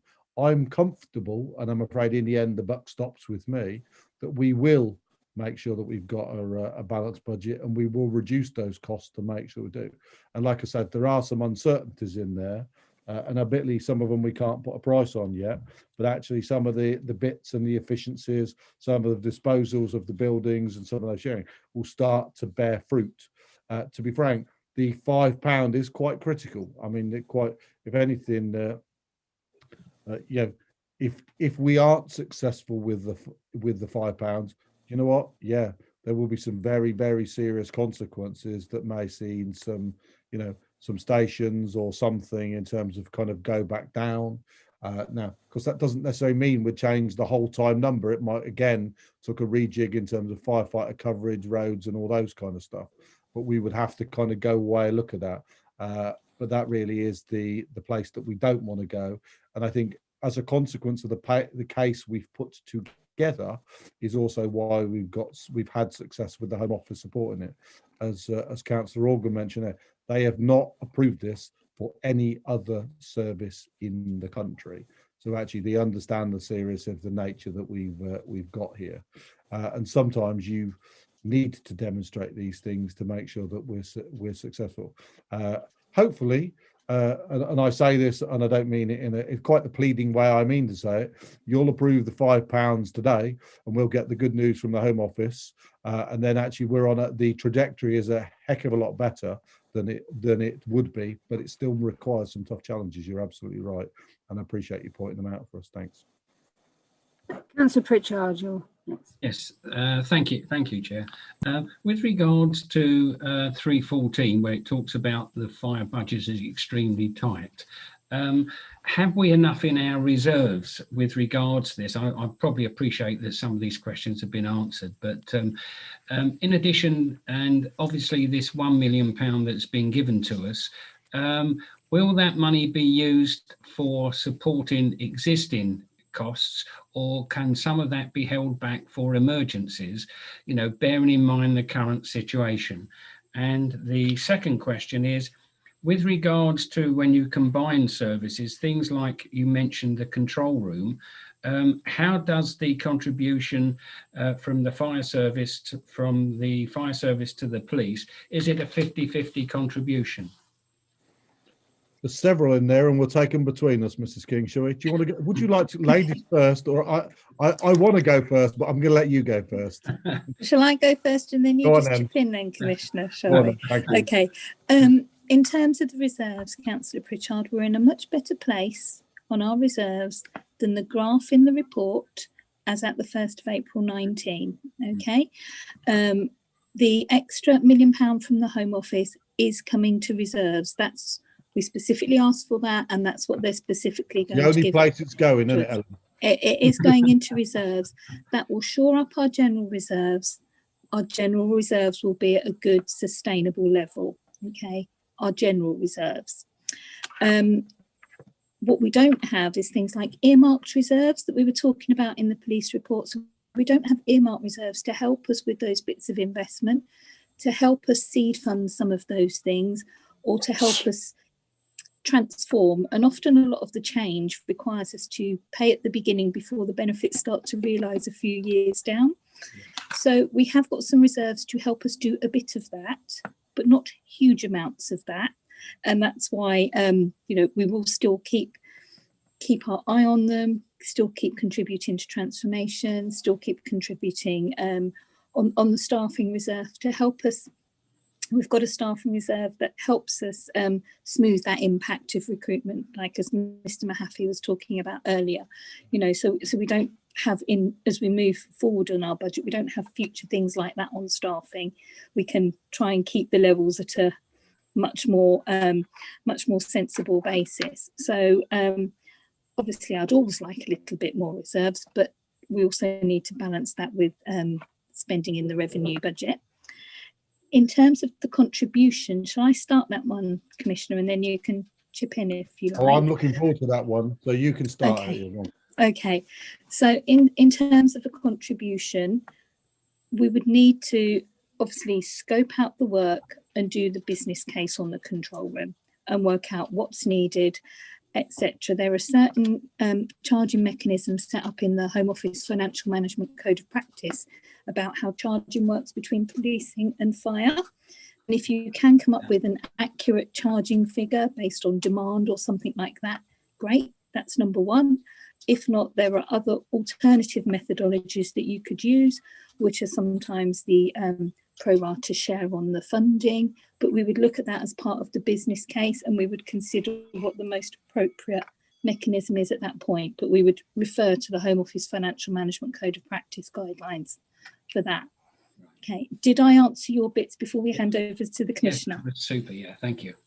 Thank you, Commissioner. Thank you. I think there's a couple of bits in there. Some of it is also sequencing, and it kind of goes back to what Robert was also kind of asking. Sometimes you kind of got some arbitrary timelines that we all end up with as a consequence of kind of council tax bills and going up, and the fluid of some of the things that we're actually kind of working on here. So there is something in terms of that. It is also worth highlighting that actually, of course, all of these numbers are predictions. And actually, some of the things on one level, as you'll know, when we talked about grants for the fire service, I think in the first grant we got was it a sub £50? I think sub £50,000. I think was the first grant we got for fire, Helen, and we made some very robust challenges to the Home Office, and then we had more like £600,000. I think was the number that we got, wasn't it? So of course those things have helped to pay for additional things that we've done. And sometimes if you're, and I don't mean it's that kind of how it sounds, but of course some of those whole-time firefighters were there. They were then able to be better used as a consequence of some of the pandemic, and that extra money kind of go, which actually potentially may create I think we're expecting from a budget monitoring point of view, Mrs. King, a small underspend this year, aren't we, of the tune of, I'm going to look at you, a six-figure sum, aren't we? Was it a five-figure sum? Oh, hang on. No, we are expecting a six-figure sum on the underspend, yeah. Yes. This year. Which kind of also shows that, and that's the thing in terms of, back to kind of Robert's point about whole time and money, there is an optimum blend that if you get it right, will actually both give you savings and better coverage. And that's very firmly what I believe we've achieved here now. Now we'll continue to look if that can kind of flex. But on things like, and I will detail that, which is why I use the word around sequencing. So around the end of February, I will lay out in more detail some of the changes you would start to see of the estate. And I use this just as an example because this is just a subset of it. So currently the fire control room is at the back of in a training facility at the back of the fire station in Daventry. Now, as a consequence of Northamptonshire Police and our and fire consolidating our enabling services, hopefully in the March through May period, as we move them to Wellingborough, will free up space at Wootton Hall. That means Northamptonshire Police has its, for instance, its professional standards department is currently in the police station in Daventry. So actually the you've got a kind of quite a tall building there that you don't need on that basis. Now, if we could then move the control room out of the buildings at the back of the fire station, that could then become a police and fire response place for Daventry, which both saves us money, gives a better service, better enables us from a control room to better respond to Kerslake and Grenfell reports, and kind of saves us money. So there is a, if you like, it's kind of a, I kind of call it a great, the estate strategy is a great deal. It's kind of a great game of kaplunk. It's not a game where actually, if you pull one in, you've got to get them out and pull them all out in the right sequence so all the marbles don't fall down. But actually, that's the important part. So if you do that, that frees up, we could dispose of the police station. That will save the police station money. And in answer to Ken, your kind of question, no, the kind of size needs ought to be proportionate. By the very nature of it, it doesn't just be in terms of on size. Northamptonshire Police takes probably 1,300 phone calls a day in a mixture of its 101 and 999s. The fire and rescue service takes double-digit numbers every day. So it kind of needs to be relative. There are also things in here that you probably would expect me, nor I will, but I'll give you some insight. Some of the conversation I have with chiefs, they might have in, both of them might have in their budgets about saying, well, we'd really like to move to a new command and control system. Well, before you can imagine my conversation, can you please tell me what's wrong with the one you've got and what value that's going to give you, rather than staying on your consistent one and putting both service. So there's an awful lot of those kind of conversations going on, and we're at, if you like, we're kind of at, we're in an not an early stage, because when, you know, I think Paul Bullen, our head of enabling services, has been in place. How long has he been in post, Nick? Is that 6 months or 9 months? It seems like a, yeah, so he's full time since it's coming up to 6 months. So of course all of these things then start to sequence together.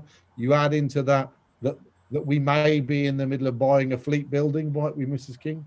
That then allows us to bring both of those together to better enable. So there is a very big jigsaw, and I will do I'll do a kind of an estates briefing to kind of give you all the move around that sort of occurs, and that kind of, and in the end, Ken, that was part of the reason that I said, you know what, I can't afford to do what we would like to do in Toaster, so we've had to make some difficult choices.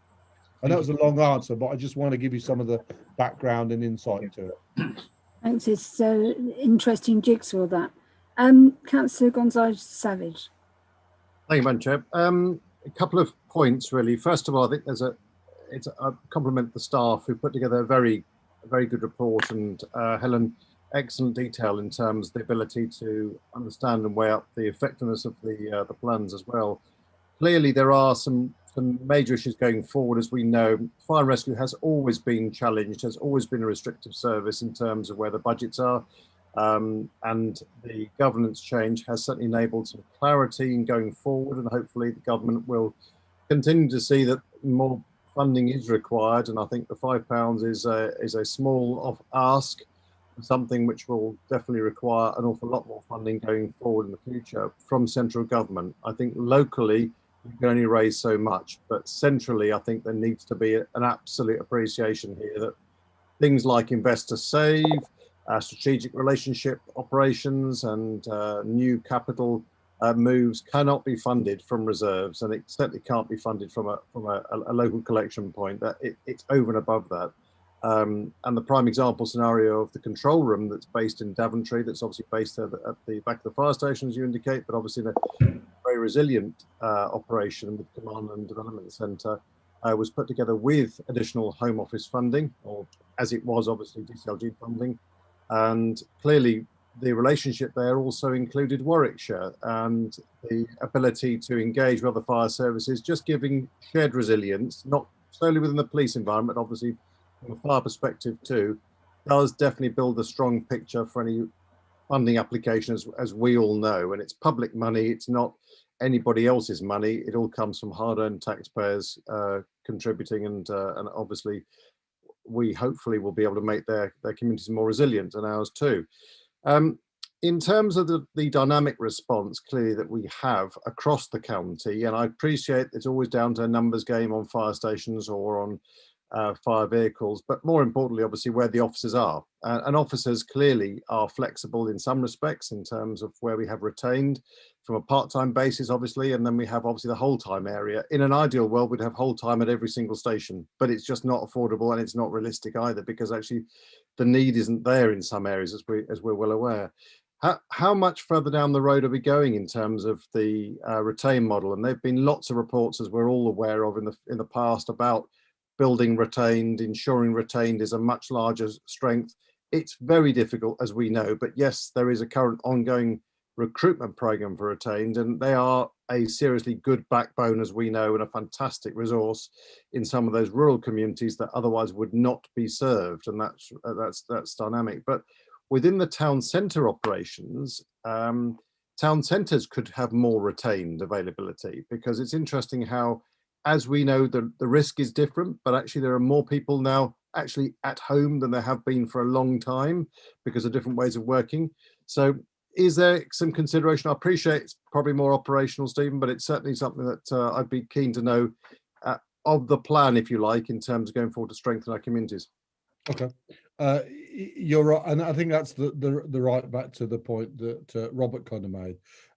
It's a hybrid model. So us, by having if you like, by us strategically locating drivers as whole time. So rather than having a whole time station, but a whole time driver manning it, means that someone could do it. We will all, and we'll be looking at more of that. It'll be very interesting because you know more than most. Of course, retained has been challenged over recent years as working patterns have changed. Ironically, COVID might actually be a blessing for the fire service in that respect, because it has meant that it's made people kind of reflect on what they want to do. I think there's almost a renewed spirit in terms of people feel part of their communities in terms of doing it. And let's not ignore there are other things that we'll be looking at. I mentioned the £1 million I've set aside in terms of community safety. Don't rule out that we do something in terms of officers. More than most, our arson task force, some of the ones where we've kind of got the protection that's kind of under the management and licensing under management of the fire service, even though they're kind of police resources. So if you like, we are on a journey. We're still at the beginning of it, and and I'm genuinely pleased with both how well they've coped, because you're not trying to do this in peacetime in itself is challenging. Trying to do it in the middle of a pandemic is kind of even more challenging, he says, with a slight understatement.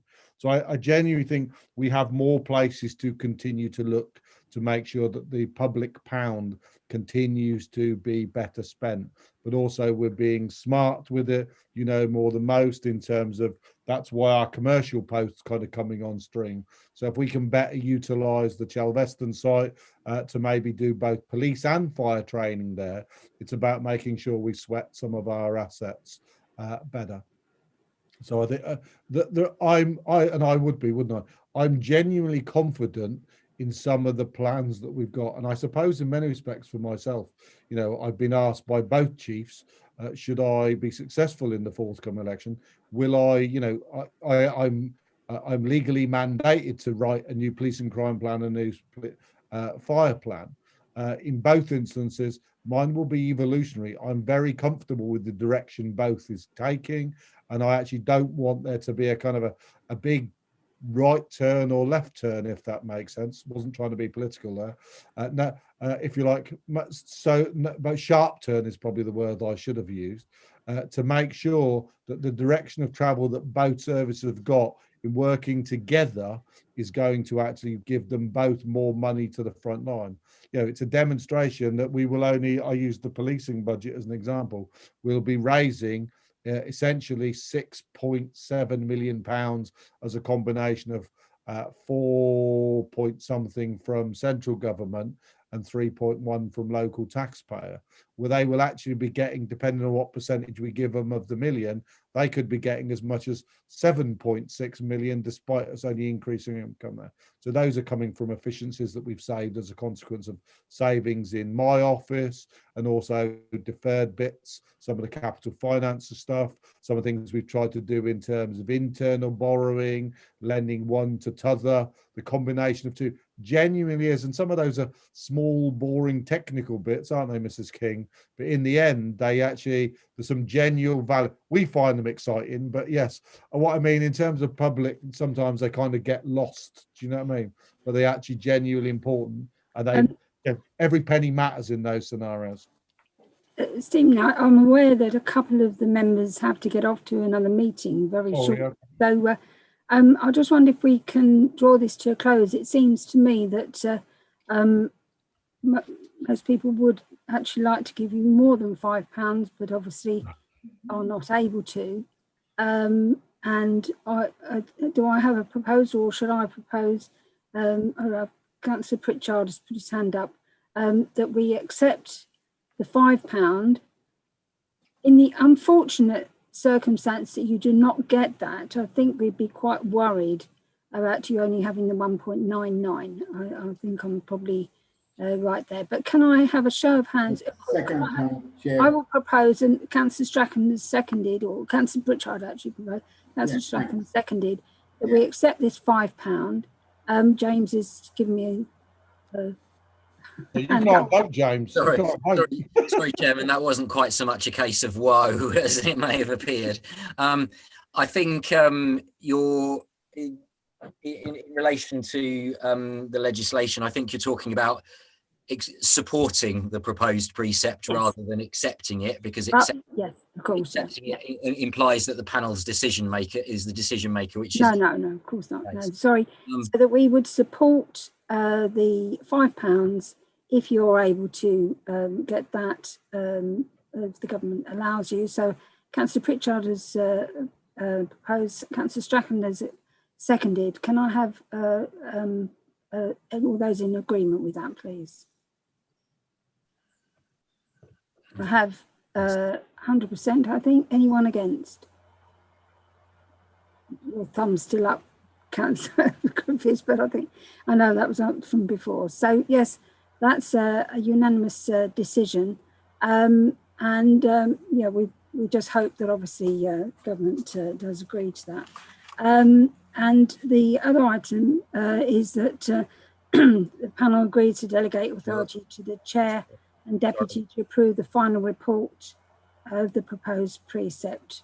Jill, I think James is trying to attract your attention. Sorry, James. Sorry, I'm without a blue hand. So given that there is the uncertainty about whether the £5 flexibility is going to be permitted, just so it may go, it may be implied, but just to make it specific, if the £5 flexibility isn't permitted, does the panel support raising it to 1.99%?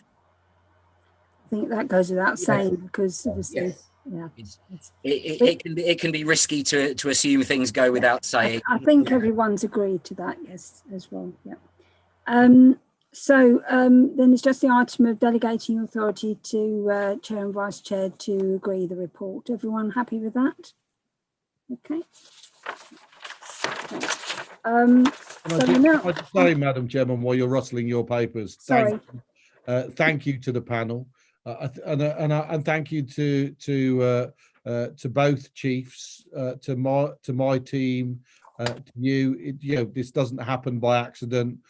Don't also underestimate the fear's the wrong word, but the scrutiny we receive coming to here that kind of forces us to rise to a higher level to make sure we've anticipated some of those questions that you're going to ask us, and the level of scrutiny. And I make particular testimony to to Helen in terms of the quality of reports and everything that everyone goes to contribute them.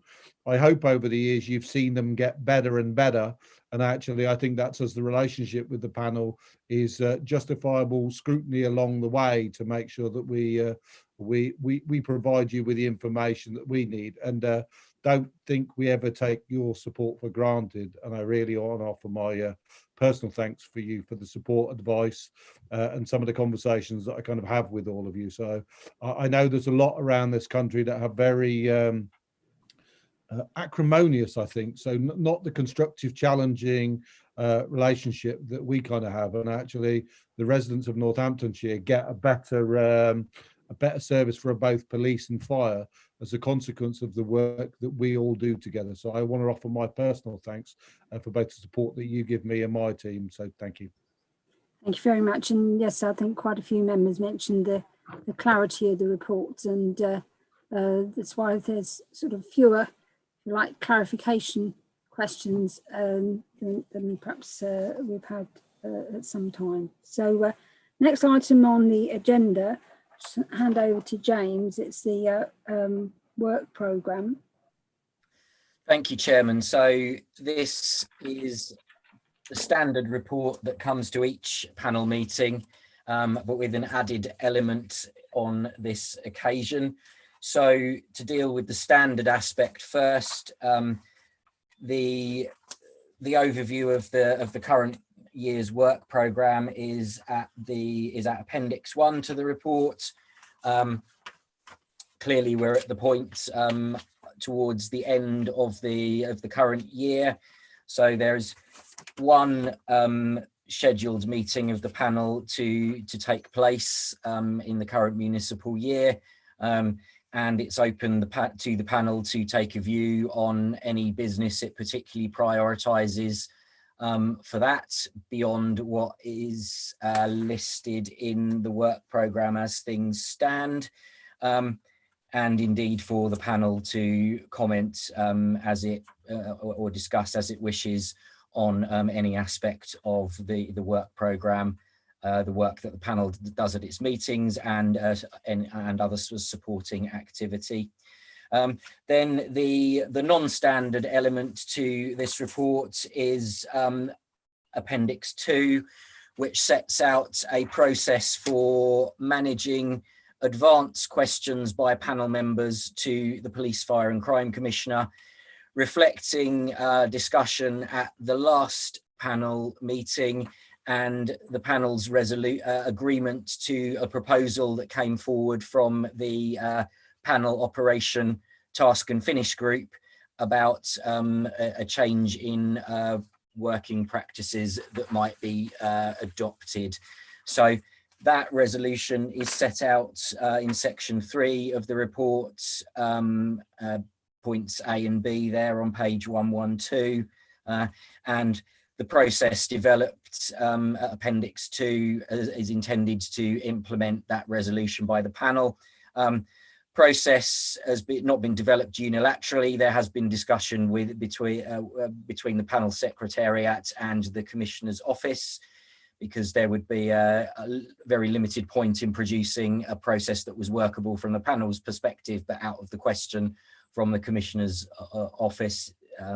So that has been taken into account in developing it. I'm happy to take any questions on that proposed process for advanced questions, Chair, or indeed on any other aspect of the report. Okay, first hand up is Mr. Mahaffey. Thanks. A few things here. With the election coming up, and I appreciate we can't assume that Stephen will be re-elected, and therefore, if he isn't, we don't know the timelines of his replacement. But should we have something penciled in provisional for the updated plan? Yes, is the short answer to that. So as early as possible in the next municipal year you would be looking at the panel carrying out its statutory role in relation to scrutinising the police an updated plan. I say as early as possible because that's going to depend fundamentally on the timing when the commissioner brings it forward, and of course in this case it's going to depend on whether that's an updated plan by a re-elected commissioner or a brand new plan from a brand new commissioner. Councillor, just on that, just to help you, if it's either someone has to, whether it's me or someone else, they need to bring forth within 12 months a revised plan or a new plan, just for your own bit. I think depending on that, would you have to do the timing, because if it was somebody new, you'd have to give them longer to come forward with it. So maybe we'd need to leave that until the result of the election. I think, Chairman, there would also be it would also be influenced by the definition of the plan. So you might, if you got a new commissioner elected, then they may want to go earlier with perhaps with something that was a broad statement of intentions, or rather than which might then be followed by something more detailed. There are different commissioners take different approaches on the content of the police and crime plan. That also would have a bearing on what might come forward when. Councillor Gonzalez Savage. Thank you, Madam Chair. A couple of things missing from a couple of important things missing from the work programme. Firstly, a full COVID update I think is absolutely essential across police and fire, and I would like to see in there the pressures obviously in terms of COVID-19 to both police and fire, how they've been mitigated, and effectively how full recovery has been, or confirmation that full recovery has been at least attempted from central government, because clearly this would be all unbudgeted work, support work in the community, etc. And therefore, you know, what support has the commissioner received? What support has police received? What support has fire received in terms of funding? Because quite clearly they've got phenomenal people working there, their socks off, including driving ambulances and all the rest of it, and the police absolutely engaging in all sorts of additional work that needs to be funded, and it needs to be. We need that special grant in place. Now, we did discuss this back at our meeting in early January about the budgetary pressures that this would create. So I think a report coming to us would be very useful indeed. It doesn't need to be anything very complex, but certainly an outline of what's been happening and how much support has been offered to Northamptonshire Fire and Rescue, Northamptonshire Police from central government, and what plans are in place to gather more. The other element, Madam Chairman, a little bit concerned, is that quite clearly there will be elections at some point in time. They've already been delayed by 1 year, and no one's got a crystal ball as I'm familiar with, because everyone's taking a punt at different dates all over the place about different things. But we do need to have a meeting, and I think it's really important to keep continuity going, and also to reassure the public that there is still full public engagement and there's still good support for the commissioner in terms of going forward. And I think this is something that I would very much want to see a meeting scheduled for April or very early May, and I would definitely like to see a briefing of some sort, and I'd hope that the commissioner would still be in office following the middle of May, so something towards perhaps the back end of May that would initiate a conversation about future plans and stability there. If it wasn't our present commissioner and somebody else took over, we'd absolutely want to ensure we knew who that person was, whether he or she had any alternative plans in place and was going to vary the model. And I think that's really essential that we have a meeting in that point. Now, I appreciate that there are clearly governance arrangements, including there's a statute in terms of how the meetings are scheduled, and James, I'm sure, can advise. But it is a need for having a continuous process of public engagement here with the Commissioner's office and the Commissioner. And I think this is really important. So we shouldn't let the meeting go from March to July. I don't think that's right. And I think there needs to be some sort of opportunity for the Commissioner to make a statement following elections in May. If they're delayed till June, then they're delayed till June. But I think following the elections in May, there needs to be a statement made by the office holder about what's happening, what's the vision, what's the direction, and then let's work from there. I think that's really essential. In fact, if I can come in there, there are transition arrangements being put in for some aspects of council work after March, because see the elections are not due till May anyway. So maybe that could come in with it, as well as, you know, planning, licensing, etc. Police, fire and crime panel, to have some sort of meeting during that period. But I'm sure James can perhaps pick that up. You want me to come back? Did you want to come back on that, James? Yeah, I mean the timing of meetings set out in the report here is not actually vastly different from what would apply if there were no elections, either for local authorities or the police, fire and crime commissioner. So the panel typically has its final meeting of the municipal year in early April. So 25th of March has been brought forward, but only by a week or so. It then generally doesn't meet again until late June, early July, to allow time for all of the local authorities in the county to have had their annual meetings and to have appointed members. So the timings here aren't particularly different from what they would be in normal circumstances. I think I can certainly see the logic in having an opportunity for panel members to meet with a newly elected or newly re-elected commissioner to maintain that contact.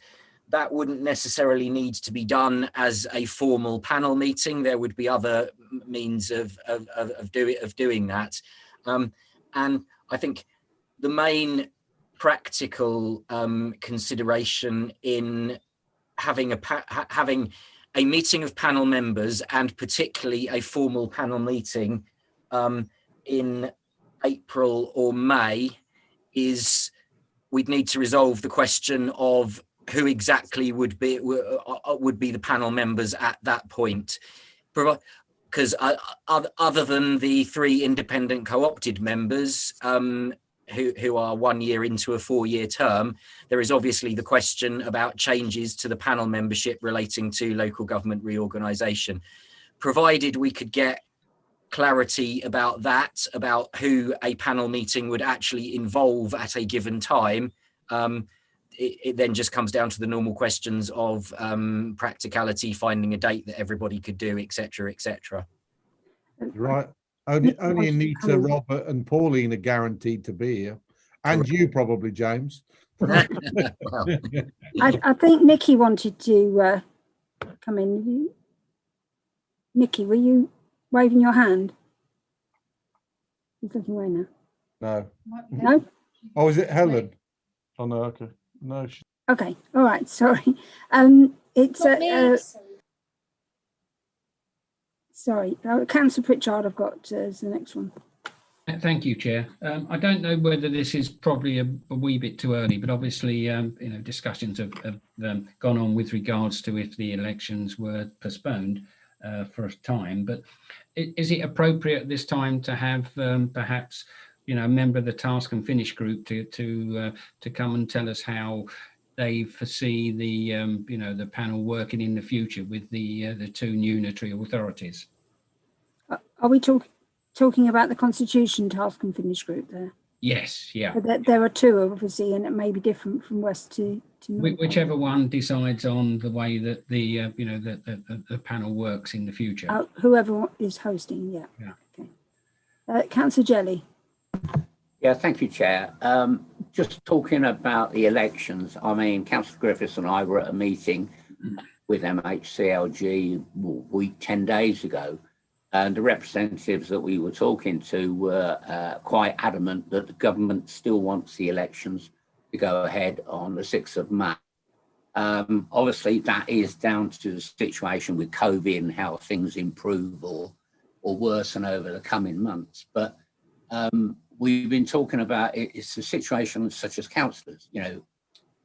If we have the election, the new council comes into being on the 1st of April, vesting day. So we will still be shadow councillors right up until 4 days after the election, day of the election. Now, if that is on the 6th of May, we will still be councillors in situ until the 10th of May.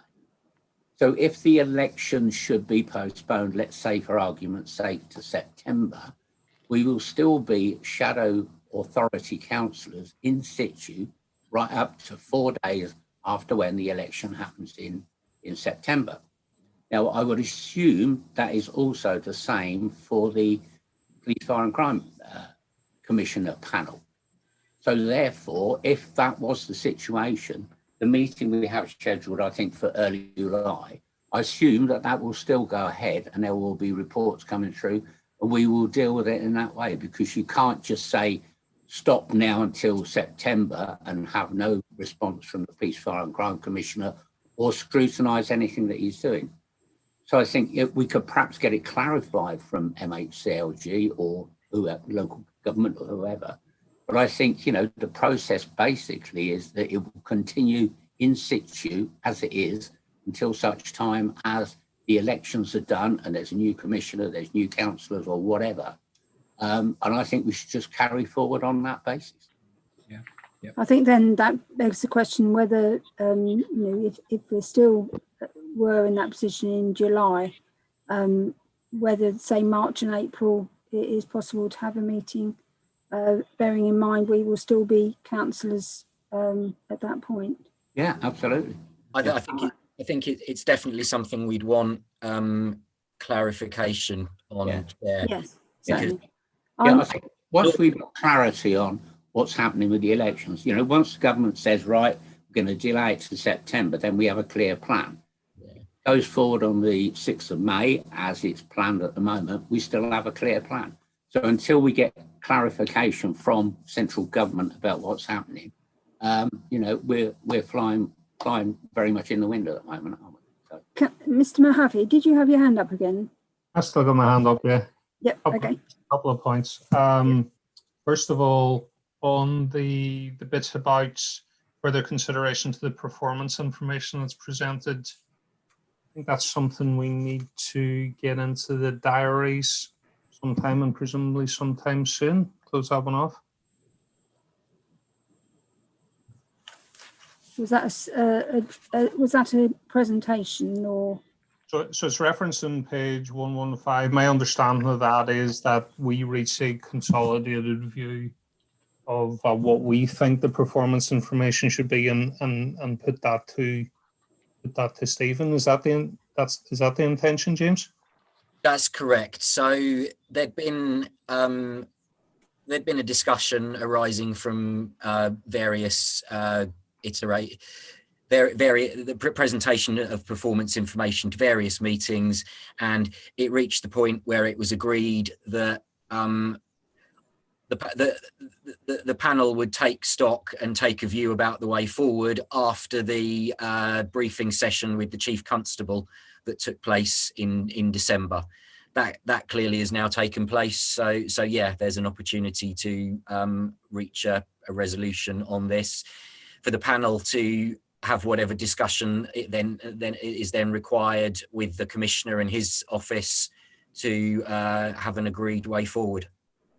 My suggestion on that is if the members of the panel could get together, similar to what we did in the half hour before this one, and actually reach a consolidated opinion to put to the Commissioner, rather than him having to maybe field various opinions and just trying to work it all out while he's in the middle. That might be an effective way to do it. Thoughts? Okay. Mrs. Shields, you're next.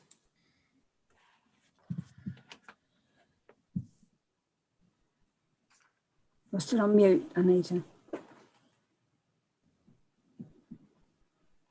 Yes, I was looking and considering what was agreed before. Are we still on target to provide a website for the panel in April? I think that was down to the new authorities, that side of it. That was more a future recommendation. It's Not just to- that the future is very near. We are. I think they've got enough to do at the moment with. Well, the reason why I asked this is I just would like to have an update of the progress that has been made or not, because for information such as councillor election or delay on it, it would be great if we could have that into the new website, so like that the panel will be more informed. It's all very well for councillors to have that information, but people like myself, who's an independent member, would not have necessarily that information. Hence why we suggested from April that we have a website created for the whole of the panel. I think the first decision is to be which authority will host under the unitary.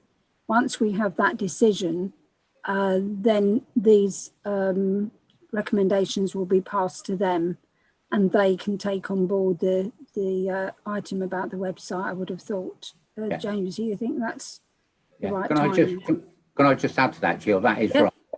Part of the conversations I've been having with the people who are looking at where we're going to locate the in the north or west, and that'll be part of it. And the ICT program going on at the moment with the changeover to 365 is all part of that same process. So it probably won't come into being until the new council is actually here, which will be after the 1st of April. But it is part of the process going forward. Okay, thank you. And the panel should have helped with that by flagging up considerations like the need for a website, like the need for member training in advance. So rather than having a situation where the host authority, where the new host authority says to itself, right, we're the host authority for the panel, what does that involve? The panel has fed in some of the things that will be involved into the decision about which of them will host. I'd just like to turn to the questions. I just have one suggestion. It's that, and I appreciate James sent this to me before, and I didn't pick it up until I actually tried to assume that I was going to carry out this time, and realise that where it says if the panel's on a Thursday, and since it's normally on a Wednesday, it means that you have to you don't get very long to sort of read the papers and formulate your questions. I just wondered whether if we said if they're at 12 noon, number 2, for example, 12 noon on Friday for a panel meeting on Wednesday, since they tend to be on a Wednesday. The panel is on Thursday most often. Ah, right. Okay. When this one is the non-standard one because of the need to report to the commissioner on the precept by the 8th of February. Okay. So in that case, then this will normally be the correct terminology. That's fine. Yeah. Okay. And to be honest, the precept meeting is probably the one meeting in the year where this process would apply least to, simply because it's far more focused on 2 issues than one of your normal meetings. Yeah. Okay. Stephen, you have your hand up. Just a small thing. I don't know. I have no insight as to what's in it, but I have some intelligence that we will see a statement from the government next week around the PCC review. Obviously, stage 1 in the PCC review contained, not that I think we have an issue here, but some great clarity in terms of what the relationship between the police and crime panel and the police and crime commissioner and PFCCs where appropriate. So You may also want to give yourself time depending on what might or might not be in there. Also on your work programme, I already made commitments around presentations on youth, DA. I think given the conversation we also had in terms of estates, so some of those things need to be in there. Robert's quite right. We might not agree on the exact format of it, but obviously I need to provide update on performance of some of those pieces. Yeah. You may get more information next week. That PCC review will be interesting because there might be some implications that we might need to think about. James. It's a similar point to the one made earlier about what happens if there's a new police and what happens to the budget if there's a new police, fire and crime commissioner. It's probably worth saying that anything that the current panel decides about the work programme after the end of this municipal year could be changed by an incoming panel, or change could be encouraged by an incoming commissioner. So in effect, the current panel is making proposals, suggestions about the work programme after the end of this year, rather than making decisions that couldn't be changed at a later date. If members see what I mean. I think that's right. It's their recommendations, their pointers. If people come onto the panel that are not used to it, haven't been on a panel before, it gives them a pointer. They can, of course, change it. There's no, they can go against it. We can't fetter their decisions. Robert. Last question, promise. Yes. The paper on the questions for the commissioner. Is there a risk here that, because there's very tight timelines here, and I can understand why James wouldn't be redrafting questions, but there's a potential risk here that we all quickly reading their papers, firing off questions through to James. The commissioner ends up maybe with 6 or 7 different questions which are massively overlapping. Whereas I thought the session at the start today helped to coordinate, and in practice, actually, even the normal panels, although it's not formally, as other people ask questions, you go, oh, I kind of answered mine, so I'll not ask. So there is the risk that it becomes, it will be uncoordinated, and the risk that it becomes quite difficult for the commissioner's office to manage. Is that something that's been given thought to? James. Yes, I think what I may have been thinking of when drafting this, so it begs the question why I didn't make it clearer, is that whilst the Secretariat wouldn't have a role in fundamentally drafting questions from members, what the Secretariat might do is, if there were multiple questions on essentially the same topic, the Secretariat would either choose one of them that covered the whole lot, or produce a synthesis of precisely so that the commissioner wasn't getting 6 questions that were basically asking for the same thing. And so instead of that, what the commissioner could get is one question with possibly some different aspects highlighted within it, or one question that says, here's one question that's been asked, by the way, it was asked by 5 different panel members. That works for me. I think that the idea was to either, if you're asking sort of small technical question, what did it mean by this? You're not taking up time with the panel, and you're then able to use the panel time for more strategic questions. But also, if there's something where Stephen or his team need to gather information, that gives them the opportunity. Stephen, did you want to come back? Yeah, I suppose I really just want to support you on that. I suppose in some respects, look, I think the idea, and I wasn't involved in it, James and Stuart were, in terms of that's more to make sure that you get the substantial answer to questions that you really need and the kind of level of detail. Yeah, I hope, and I've, not that it's always the warmest and funnest afternoon that I spend of my life with you guys, but actually it keeps me on my toes. So actually, I hope we don't lose the back that, there will be the informal questions that come in, and sometimes it feeds across stuff, but you bring some more structure. So I welcome the attempt, but I suppose I'm also saying, let's also not tie ourselves in knots, if that makes sense.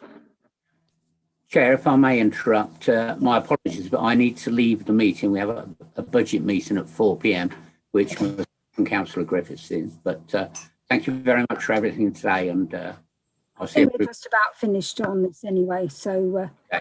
well, thanks very much for your attendance, and Councillor Griffiths, see you going as well. Thank you. James. Yeah, thank you, Chair. I can't, picking up on the Commissioner's last point, I can't emphasise enough the second last bullet point on page 118. The advanced question process is not intended to become overly prescriptive or formalised, but is intended to be a minimum level of process. And the thinking that I was working on in drafting this to present for the panel's consideration was, when you get the kind of question, for example, so some things referred to in the report, in a report, can the Commissioner confirm how many of them there are, or how much something costs? So Councillor Pritchard at a recent meeting, for example, asked for a bit of further information about the new interceptor cars that have been brought in. And we've had other questions about who was responsible for paying for safety checks on breathing apparatus, I think, if I remember rightly. That is something that could potentially be dealt with in writing outside of a panel meeting. If that question is then dealt with outside of a panel meeting, it frees up time at the panel meeting to be used for a more collaborative discussion, to get more into using that raw information to scrutinise and support the Commissioner, rather than just panel meetings, rather than an information gathering question being asked at a panel meeting, if it can be dealt with outside. So that was part of the thinking in coming up with this process, both in the discussion at the working group that led to the idea, and in the drafting of the process that is intended to implement it. Were we saying don't be putting the more strategic questions through this mechanism, save them for the panel meeting, just be putting the more technical questions through this process? Not a hard and fast black and white division, but essentially yes. Gotcha. Thank you. Councillor Gonzalez de Savage. Thank you, Madam Chair. Just confirming, we've had an awful lot of discussion, but are we actually then going to have a meeting in March, April, May? I think it was down to James had got to go and check the technicalities of whether we were able to, whether the well, there's a meeting scheduled on the 25th of March already. Sorry, April, May, I guess, James, would be the certainly. I think from a continuity perspective, I would certainly urge that we had one within that time band, and certainly to bring forward a paper within COVID-19 update, I think is absolutely critical. Okay, so you'll be talking about a formal panel meeting to I don't think you would be wanting to have a formal panel meeting in April, because that would be completely within the pre-election period. So you would be talking about having a formal panel meeting after the election in May to meet with the newly elected Commissioner, whether that was a new Commissioner or a returning Commissioner, and to have an update on COVID. Absolutely. Thank you, James. James, it's Ken here. Does PERDA affect anything? Well, it's not a complete moratorium on normal business, but I think there would certainly be open to question if you sought to have a formal meeting of the panel in the week before the election of the Police, Fire and Crime Commissioner, for example. Never mind the practicalities of a certain amount of councillors' attentions is usually given to local council elections. It would be simpler to look to have a meeting in May after the elections, but I would still need to seek some clarification on your behalf as to, well, no, actually, sorry. I would need to seek clarification of what the situation would be if, start again. There are two different scenarios here. If the local council elections take place on 6th of May as planned, then the new local authorities would need to determine who their members of the Police, Fire and Crime panel are for 21-22. Practically, they're not going to be able to do that much before mid to late May, because of the need to hold AGMs. So you might be looking at a panel meeting in late May at the earliest, I would have thought. The other scenario, if the elections to the local authorities don't take place on the 6th of May, then you would need to clarify who the councillor members of the Police, Fire and Crime panel are in that situation. So in both cases, if the panel is looking to hold a meeting in late May, then there are going to be points about the membership that need to be clarified. Different points depending on whether an election takes place or not. Yeah. Okay. Mrs. Shields. Well, picking up on the point you've just made, James, in any event, the 6th of May is the date for election. So you will know by the 6th of May if the election can be held or not. So why having a meeting at the end of May? You could have the meeting just a couple of days after the election, so like that we know the position.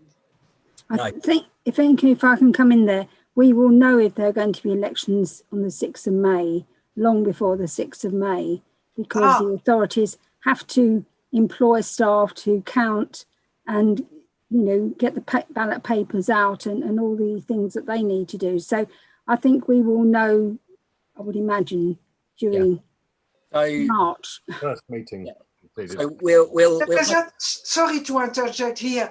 Does that mean that the election of a possible new commissioner, I hope not, but if there is another commissioner, when would we know this?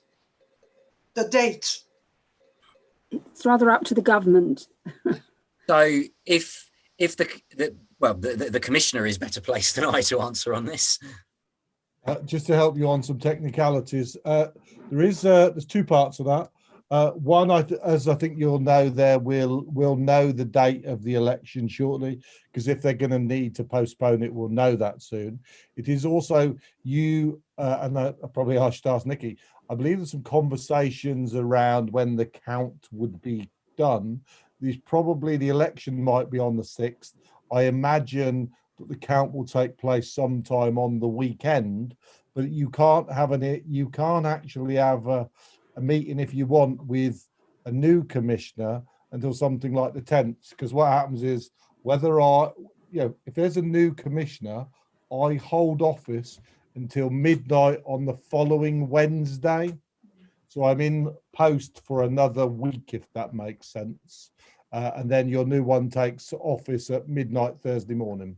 So when would you know, Stephen? When would you know when you are re-elected or not, the date? That will depend on whatever date they set for your It depends on what date they set for the count, but the expectation would be it will be on the weekend.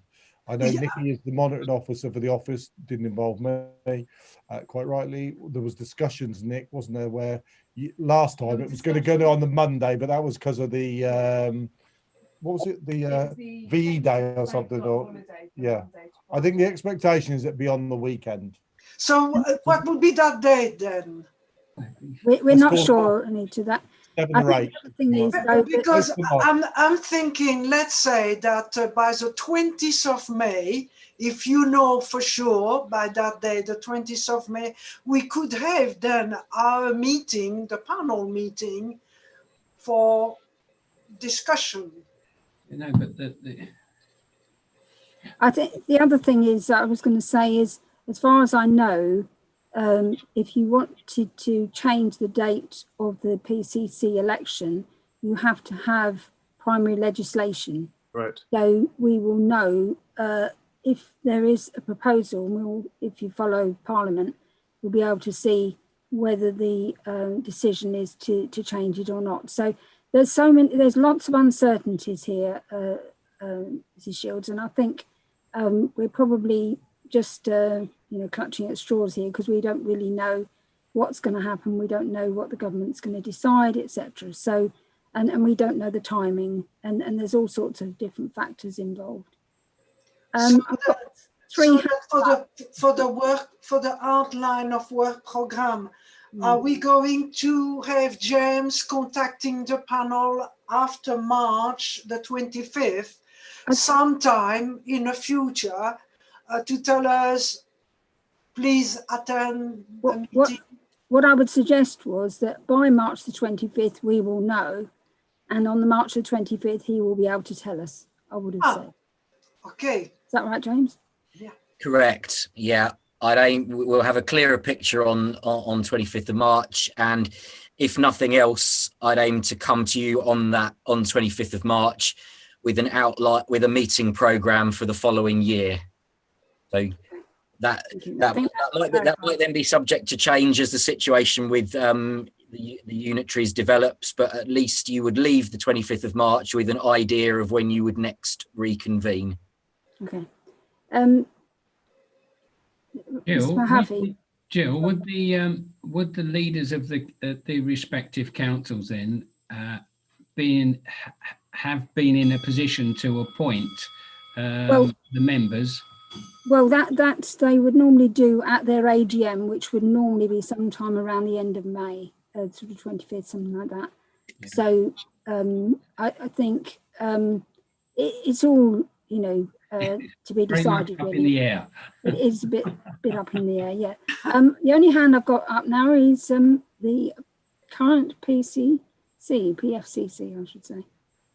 And I'm afraid I neglected to take it down. The only thing I would probably just say is you are right. Having a meeting in May would be challenging because you won't know all of your members. If it's a new commissioner, with the utmost respect, there's an awful lot to learn in this job. So I think it would be prudent to have it in June, if that makes sense. That's not for me to tell you that. I left my end up by accident. I'm just throwing it out there for what it's worth.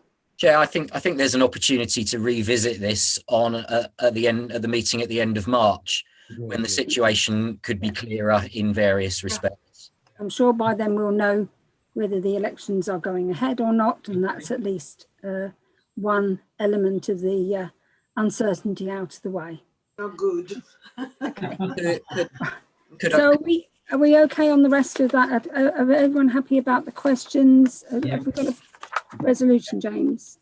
Yeah, so from the sound of it, the panel's happy, but with the addition of a point in there about the Secretariat having a role of consolidating questions on the same topic, and also on the forward programme that at some point a COVID update, and I think there were a couple of other suggestions made. So there was a COVID update early in 21-22, and is it at all possible to have that March anyway? since we know that's a definite date. Commissioner, you're muted. I'm more than happy. Why don't you put that down and let's see if we can work something up for the March timeframe. Okay. Because we're not asking Even if for we gave you we could certainly give you a preliminary one. That's no problem on that. Particularly because I think actually, Councillor Gonzalez de Savage, I think you were particularly asking for a financial point of view, but we can certainly give you a highlight of the work that everybody's doing. I see no problem in getting that to you for March. Thank you. Okay. And then there was a point about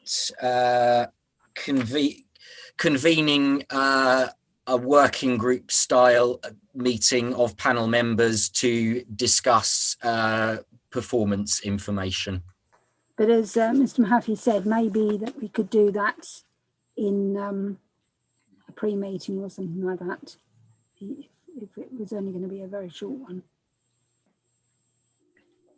I don't know. Happy for it to be for a meeting or separate to it, but I agree it would be intended to be a very short meeting. Mm-hmm. Rather than get everyone together, for another meeting. It might... Can I just throw 2 pennies worth in here? Yeah. I would ask that if you, and I'm not trying to, this is not way to avoid public scrutiny. One of the challenges and the reason for the whole bit around briefing is we can be much more open with you around and give you some confidential information in the way that we can't in a public meeting. I just ask you to consider that. Otherwise, you'll get, if you like, much more sanitized than you would that we can give you in the other ones. So if you want those, continue to make those. Yeah, I think I've made sure each chief should be available to you annually. So I'd probably propose that there's kind of a 6 months between them. So you've got in terms of the scrutiny of that. But then there's also a bit around we can do more detailed briefings on some of those bits. But some of the stuff we can't then share with you, it's going to be in the public domain. I'm not trying to circumvent the bit, because I also get that you're after the data to determine whether I'm doing my job of holding the chief constable to account rather than scrutinizing the data for the scrutinising it of sake. Does that make sense? I think we're perhaps talking about in the new year, sort of July, something like that, maybe, or sometime after elections, etc., having a briefing, a private briefing. And, Chairman, would it be an idea to have so you have the formal panel meeting on the 25th of March? Would it be an idea to schedule a pre-meeting for that at 12 o'clock ahead of the 1 o'clock start? That could enable members who are able to attend to discuss the performance information point and also deal with the pre-meeting for the formal panel meeting. If we're asking the commissioner to feed into that. No, I don't think the panel is.